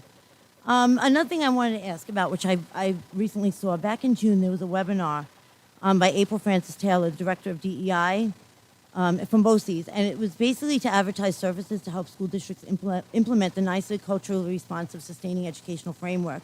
And they offered all different packages for districts to choose from. Did ConnectQuad have them take part in this? Do you know? We're unable to answer questions at this time, but we can, Okay. if you ask the questions, the superintendent will have somebody email you back with the answers. Excellent, thank you. And the other thing I wanted to talk about was actually that scholarship, which you addressed earlier. I was also at the PTSA meeting, and, you know, I was told there was no GPS attached to it. I did ask, but I did, of course, I looked up the company, and I did notice that in February 2021, they advertised their in-school location tracing, which sounds kind of like a GPS. Also, in February 2021, they posted a video about using scholarship to track behavior. They also promote the use of behavior management systems and support schools, they support schools capitalizing on their SIS, I guess it's SIS, which stands for Student Information System, which is a modular software that acts as a repository for all student data, capturing information about your students from their enrollment to graduation, enabling educators and administrators the ability to extract data for any reason. This is to help create a behavior intervention plan for disruptive students. Furthermore, in April 2021, they wrote an article about keeping track of sick students to minimize spread. This company, I know, you know, what you said that we're using it for. I really want to know that we have oversight. This kind of sounds like a slippery slope. I don't know that we want to head down that road. They have our children's data. And, you know, other intentions of this company, behavior tracking, wellness tracking. We know they have their schedule. Obviously, if they know they're supposed to be in lunch, they obviously have their schedule. I really, really want to stress oversight into this. We don't want to head down that path. It can get very, very scary if people have, these third-party companies have our information. So, thank you. Thank you. Number 13.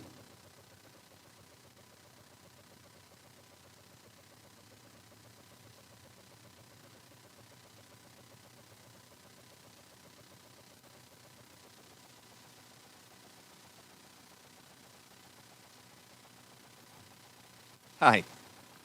Hello. Parents, this is your fight. These are your children. You have to make the choices. They keep saying how bad ConnectQuad is, making the whole school district look bad, to try to bring parents to their knees so we'll cave into these ridiculous contract demands. Are you ready to give up your children to the association? Hey, rank and file. Ever think that when you make ConnectQuad look bad in the newspapers on Facebook, as teachers, people believe teachers must also be part of the problem? You get the same stink on you. Taxpayers, if you're at work and someone you work with gets sick or leaves for a child emergency and you have to jump in and help do their job, how much more do you get paid? You know what? Teachers get paid $68 for 44 minutes of watching someone else's class. If they do this 10 times a year, it jumps to something like $82. That's a nice perk. This year, the association spends $65,000 on an election. Next year, these lies are going to cost them $100,000. And the teachers better be prepared to send $250,000 to the New York State PAC to get back 100 Gs. So why is a big contract so important to them? Probably more important than our children getting an education, because they have their respect shirts. And I really think this is what their respect shirt should say. It should be a $sign. I look around and I see rank and file that is still getting bullied. How can we expect you to help our children who get bullied to figure out how to stop the bullies when you can't stop your own bullies? Respect does not come on the back of a shirt. It comes from earning it.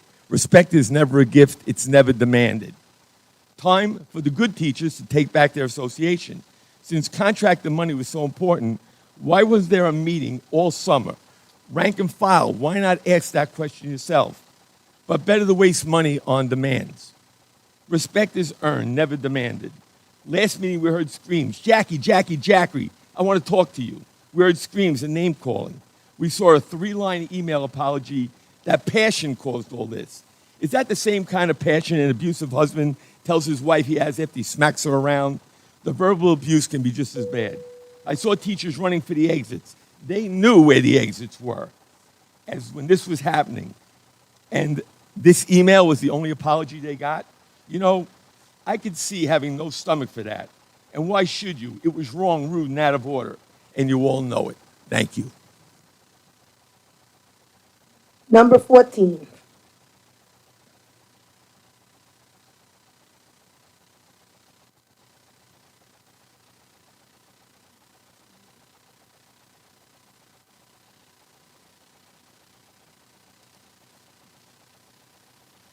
Respect, right? It's so fun when I hear people talk about that. I always wonder if those are the very people who think that they deserve respect. Excuse anyway, me? good morning, good afternoon, good evening. But people in the audience, please keep it down. My name is Dr. Kerry Spooner. I'm an educator. I live here, raising a wonderful 9-year-old son with my wife. Having hopes and dreams seem an inherent part of parenting, I've found. But when people in positions of authority venerate hatred found in the corrosive resin of misinformation and faulty logic, sometimes it's difficult to keep hope alive. And when respect for demagoguery is held by those who determine policies and practices in our school districts, then hope is no longer a luxury my wife and I can afford. So saying something like this, our school district is neutral, so LGBTQ primary and secondary school students are not bullied. Our school districts are neutral, so our LGBTQ primary and secondary school students are not harassed. Our school district is neutral, so the LGBTQ primary and secondary school students are not discriminated against. Simply saying that a school district is neutral doesn't make it a fact. See, the fact is that the LGBTQ community, your students here, face discrimination, bullying, and harassment at school from their peers. Then they're punished for their own victimization, for their own attempts to defend themselves in a hostile school climate. The Center for American Progress and Movement Advancement Project point out, compared to other students who experience bullying at school, LGBTQ young people who are bullied and harassed at school often experience more severe consequences, including school discipline, risk of substance abuse, mental health challenges, and missed school, thoughts of suicide, and lower aspirations to attend college. So I'm happy to see that the school district has an active, still today, a harassment, hazing, and bullying policy and an anti-discrimination.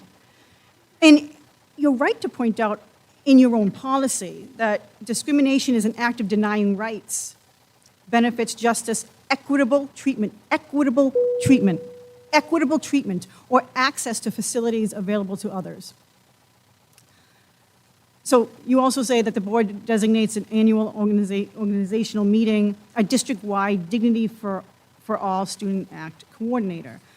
So I'm assuming that you have this coordinator, right? So this person handles all human relations in areas of race, color, weight, national origin, ethnic group, religion, religious practice, disability, sexual orientation, gender, and sex, right? But you also have to train. You got to finish up. Yeah, you also have to train employees, right? Also administration. But my question to you is, are they training you guys? All right, thank you. Number 15.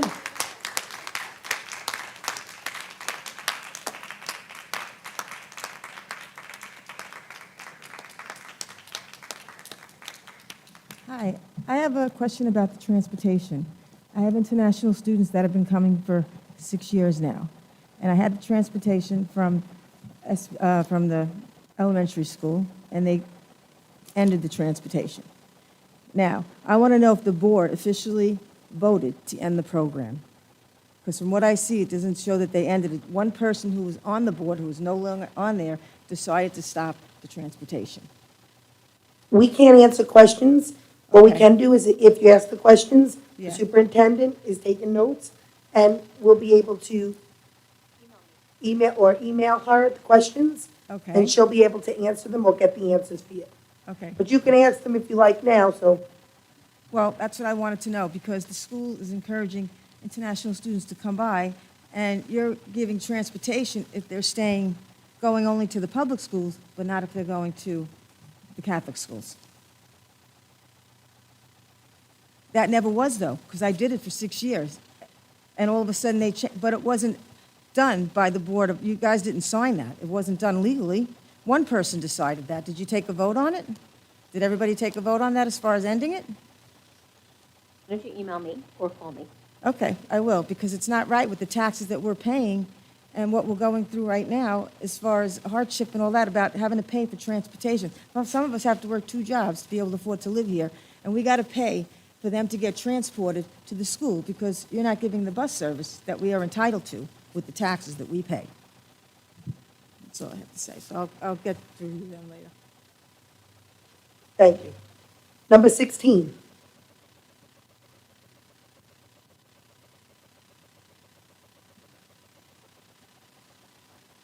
Hi, good evening. My name is Francisco Herrera. I am a resident for the past 20 years.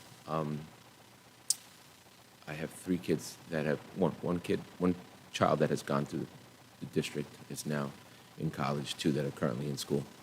I respectfully came here today after speaking to one of the superintendents this morning.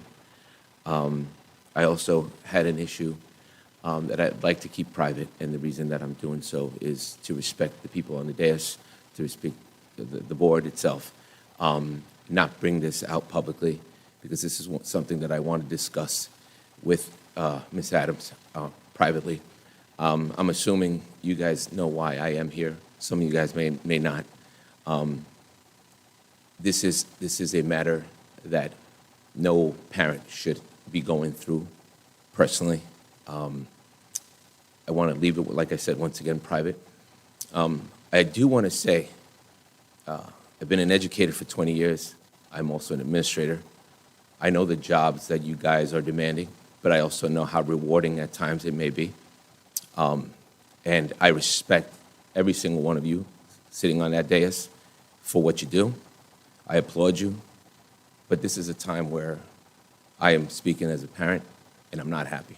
I'm not happy. I addressed the situation. This is now going on the 5th day. I addressed the situation yesterday with the high school principal. They promised me that they'd get back to me that day with an answer, which they did not.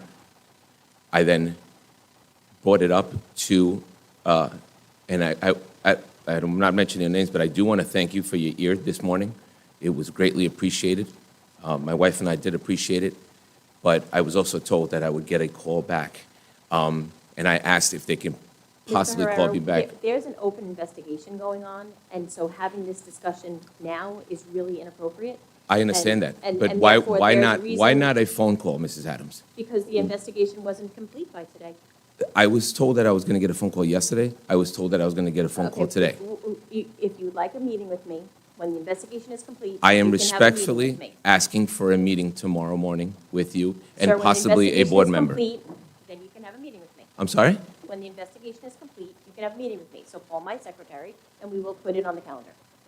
I'm sorry, it's actually not a proper topic for public comment because there is an active investigation going on.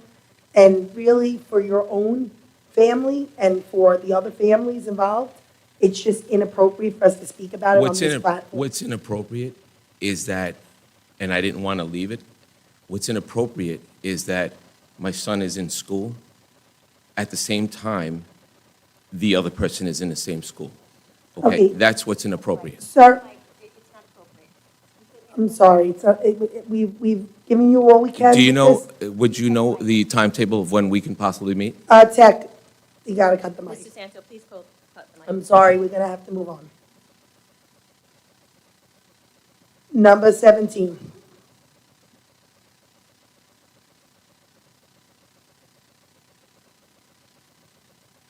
Is there a number 18?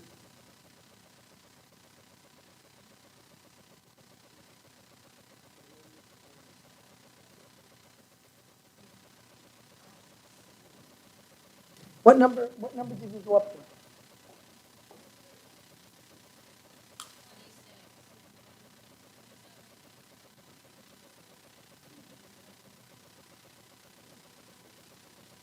Do you want to go up to the 26th, or do you want me to vote on the 30 minutes? Yeah, I'll vote to extend. Okay, I need 3 votes for a vote to extend. Okay, vote.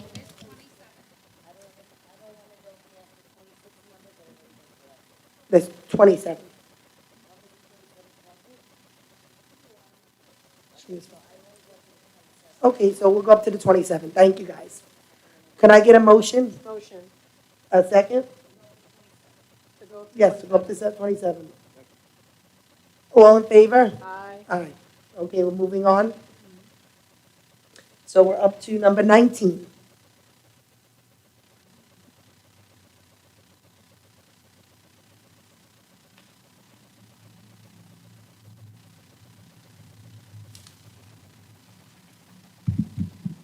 Hello there.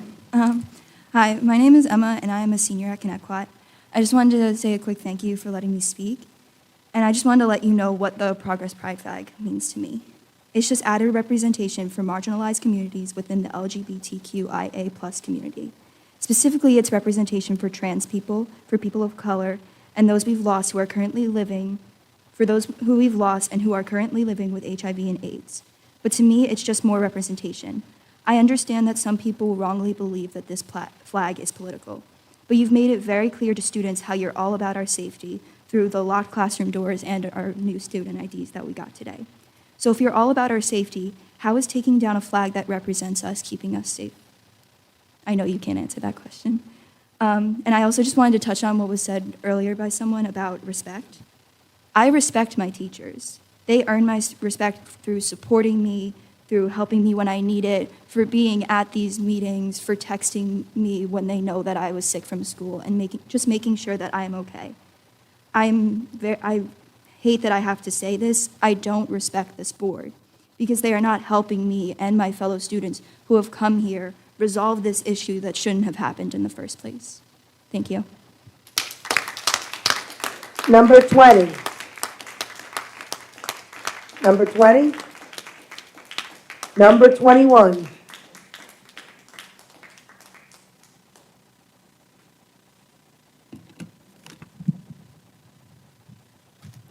Good evening. I am here in my official capacity as a SEPTA board member representing the entire SEPTA board. We would like to address the unfortunate misleading representation of an issue that is currently overshadowing the wonderful work our district has done for all of our student populations. We would like to clarify some information with you, please. I personally have attended the last 3 Board of Ed meetings listening to people speak about vulnerable populations and inclusion in education. We are wondering what is being done to represent the special needs children in the district that were given no choice but to be thrown in the middle of all of this. It is everyone's opinion that the children were to allow multiple interruptions in their learning environment during the classroom period on a regular basis. Parents would like to know how this was allowed to take place with no correction by the classroom educator or the administration in the building. Was this situation ever brought to anyone's attention that this class was constantly being interrupted and maybe an alternative room could be utilized during the education hours instead of children being expected to just get back on track? We thought we had mindfulness rooms and expanded on the mental health certified staff for these situations. One would like to think we do not have to explain the differences or difficulty in staying on task after an interruption when it comes to children with special needs, or do we? How come there was no oversight in the building when curriculum-based learnings were taken down to allow room for club-based materials to go up? Why was this done during a learning classroom time? There was a picture that has been shared in multiple newspapers across Long Island where it clearly shows learning boards in the room that were replaced with flags. The saying icing on the cake stands true here. Due to the lack of transparency regarding the situation as it truly stood, it was never about a flag, nor what it represents. It was the disappearance of an educational environment and curriculum-based learning materials and the replacement with club-based materials and personal beliefs in a special education classroom. How is that an educator can put their personal needs ahead of a child's academic success? Here we have an adult that put themselves ahead of their students, disrupted their learning environment with no regard for their special needs students and the curriculum that they were supposed to be teaching them. What is to be done going forward? When it didn't start with a flag, but was led to mislead the public and easily influence the student population that it was, why did not one person involved in this situation stand up and correct the course? Our kids are vulnerable. They're the most vulnerable. They just want to be included, heard, and considered by the people charged with providing them with the education that they deserve and have the right to. When they're taught to self-advocate, and they do, why was the environment turned harsh when they used their voice finally to say that they were uncomfortable? Why is it loud and clear that only one population is important in this situation?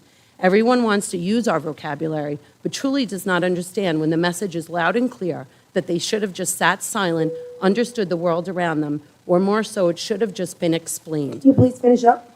What will be done going forward to protect our special education kids? We as SEPTA would like to add that the children here deserve an official apology from their teacher. And if anybody would like more specific information, they can reach out to my... Thank you. Number 22. Number 22.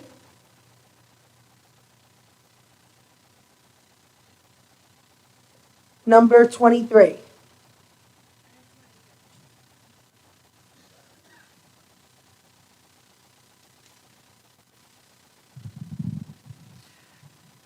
My name is Allison. I'm a Connecticut parent. I actually didn't prepare anything tonight, so just bear with me a moment.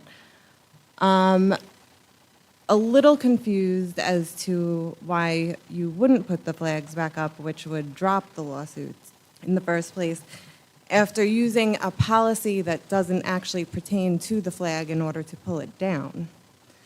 I'm also confused as to now this is the second time we have a situation where something serious obviously happened, I don't know the details, and you are sort of dragging your feet and pushing people aside from speaking when maybe there are assemblies and things that the school should be doing in order to benefit all of our children and teach them how to be better to each other, when in another situation, one child is uncomfortable and immediately flags must come down.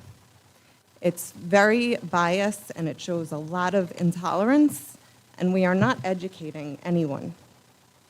And it is very hurtful to a big portion of the community.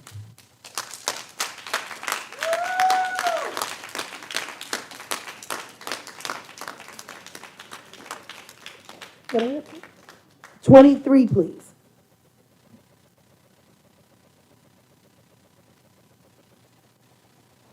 I apologize ahead of time. I'll be talking really fast. 3 minutes is not long enough for me, and we all know that. Okay, a couple of good things.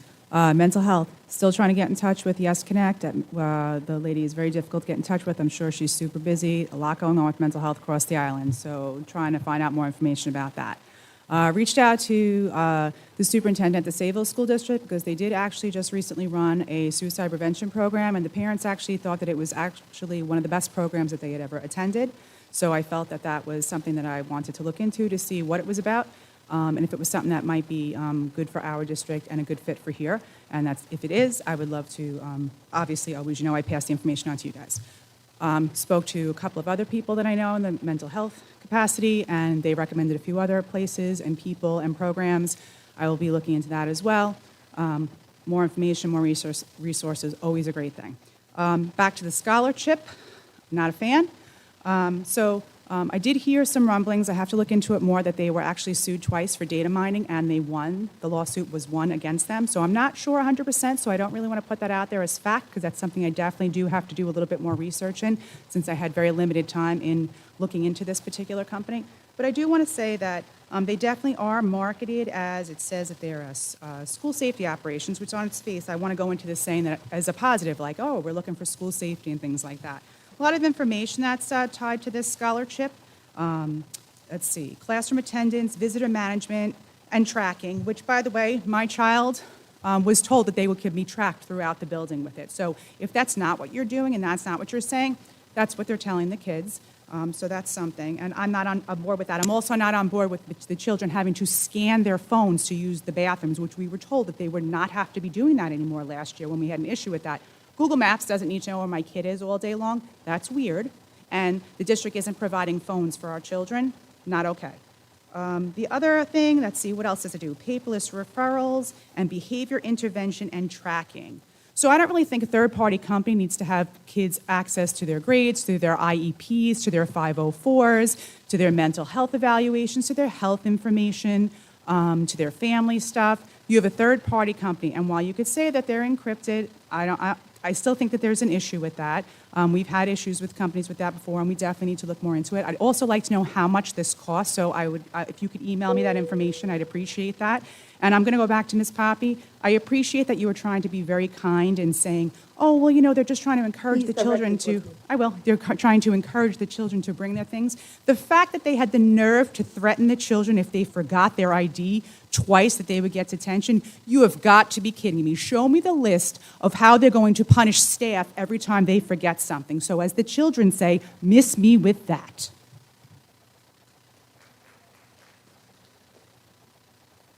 Number 24.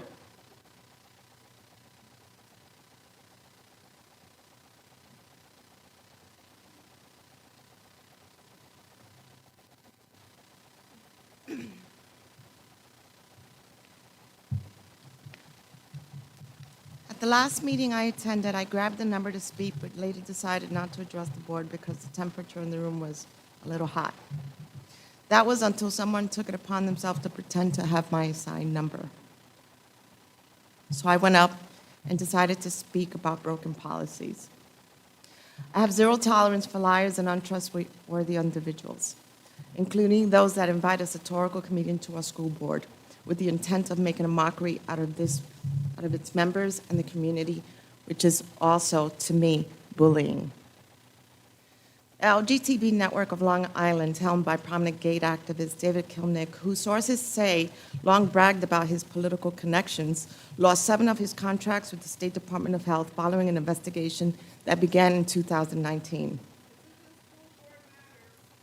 Please, let's not yell out. She's talking. On March 7th, 2022, the New York Post reporters wrote an article. They lost $10 million in funding after an investigation was found to mishandling funds it received each year. The organization has failed to provide the department required to show that it has spent their money effectively and efficiently. So the DOH decided to Can you please just connect this to school so that we... Yes. Okay. I'm We're getting giving you to that leeway because it's being spoken about. Okay, so I'm going to connect it to the school. The reason why I'm talking about untrustworthiness is because the LGBT advocacy group has launched a team of Pride Patrol volunteers that will be attending school and library board meetings on Long Island. So, Out of turn, or we will take a recess. So basically what I want to say is that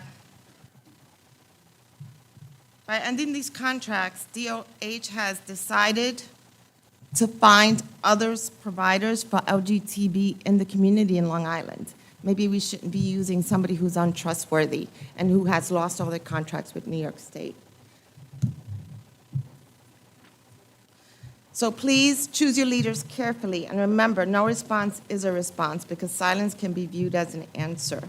My question is, how would the board be addressing this, and what is their motive?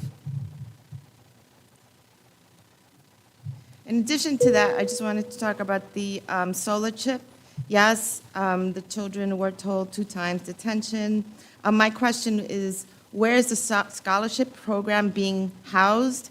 They said that all the data gets housed in the scholarship. So I want to know where the actual program is being housed. Thank you. Thank you. Number 25.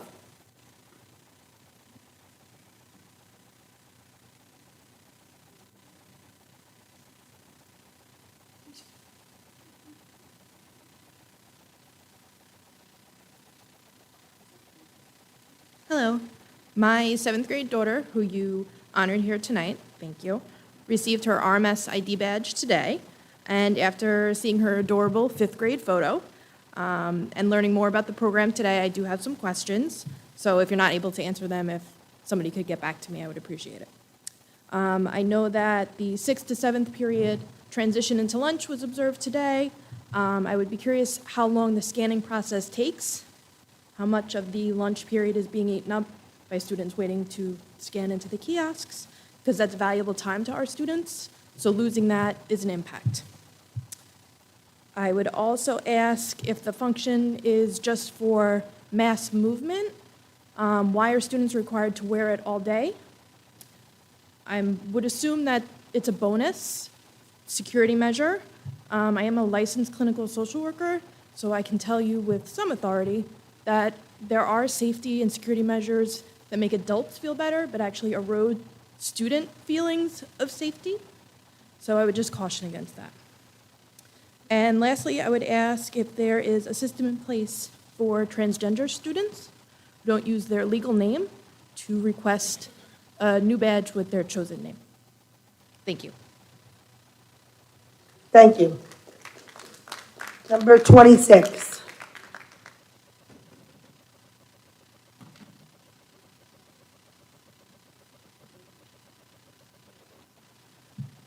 Good evening. I'm a parent as well as an educator. I think that's all I'm allowed to say. I just have some concerns regarding the recent things that have been going on for the past 2 months, since October 7th, basically. I'm very concerned with how this whole situation with the pride flags occurred. I do understand everybody has their own rights to their opinions and thoughts, but if one person has feelings and it has gotten so large, has there ever been thoughts to a discussion group or a peer group that people could sit down intelligently and discuss their feelings and maybe perhaps discuss understandings and empathy and sympathy? Because what's going on in the schools today, it's frightening. Again, I'm an educator and a mother. Do you know how heartbreaking it is to listen to my daughter be afraid to go to school? She's a senior and afraid to go to school at times. And I understand you're an attorney and you guys are the Board of Ed and you can't comment. So I'm just trying to appeal to you as a parent. How would you feel if your child comes home from school and says that? Maybe a nod, something. Wouldn't it break your heart? We're all human beings. And I think there are better ways than, unfortunately, lawsuits and everything else, that this could have been simply handled. A discussion group. There could have been a meeting. There could be somebody to address, right? We have Drug Awareness Day. Can somebody come in and talk about sexuality so that our children, the students, can have open minds and maybe just some understanding of what's going on in the world? And then I know everybody, I can't say my name, so I don't understand how anyone's going to get back to me to answer my questions. But I really would like somebody to.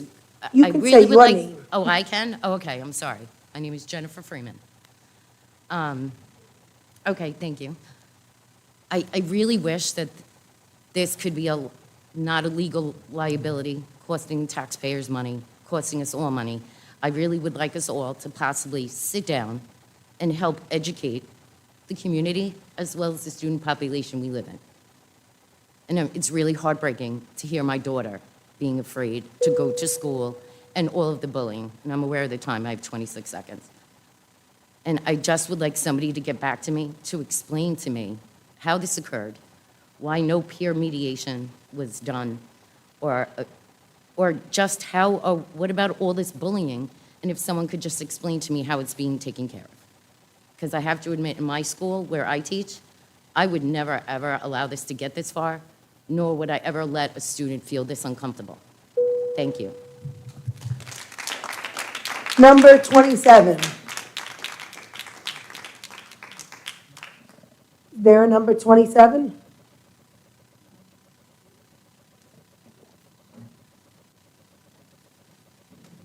Can I have a motion, can I please have a motion to adjourn the November 15th Board of Education meeting?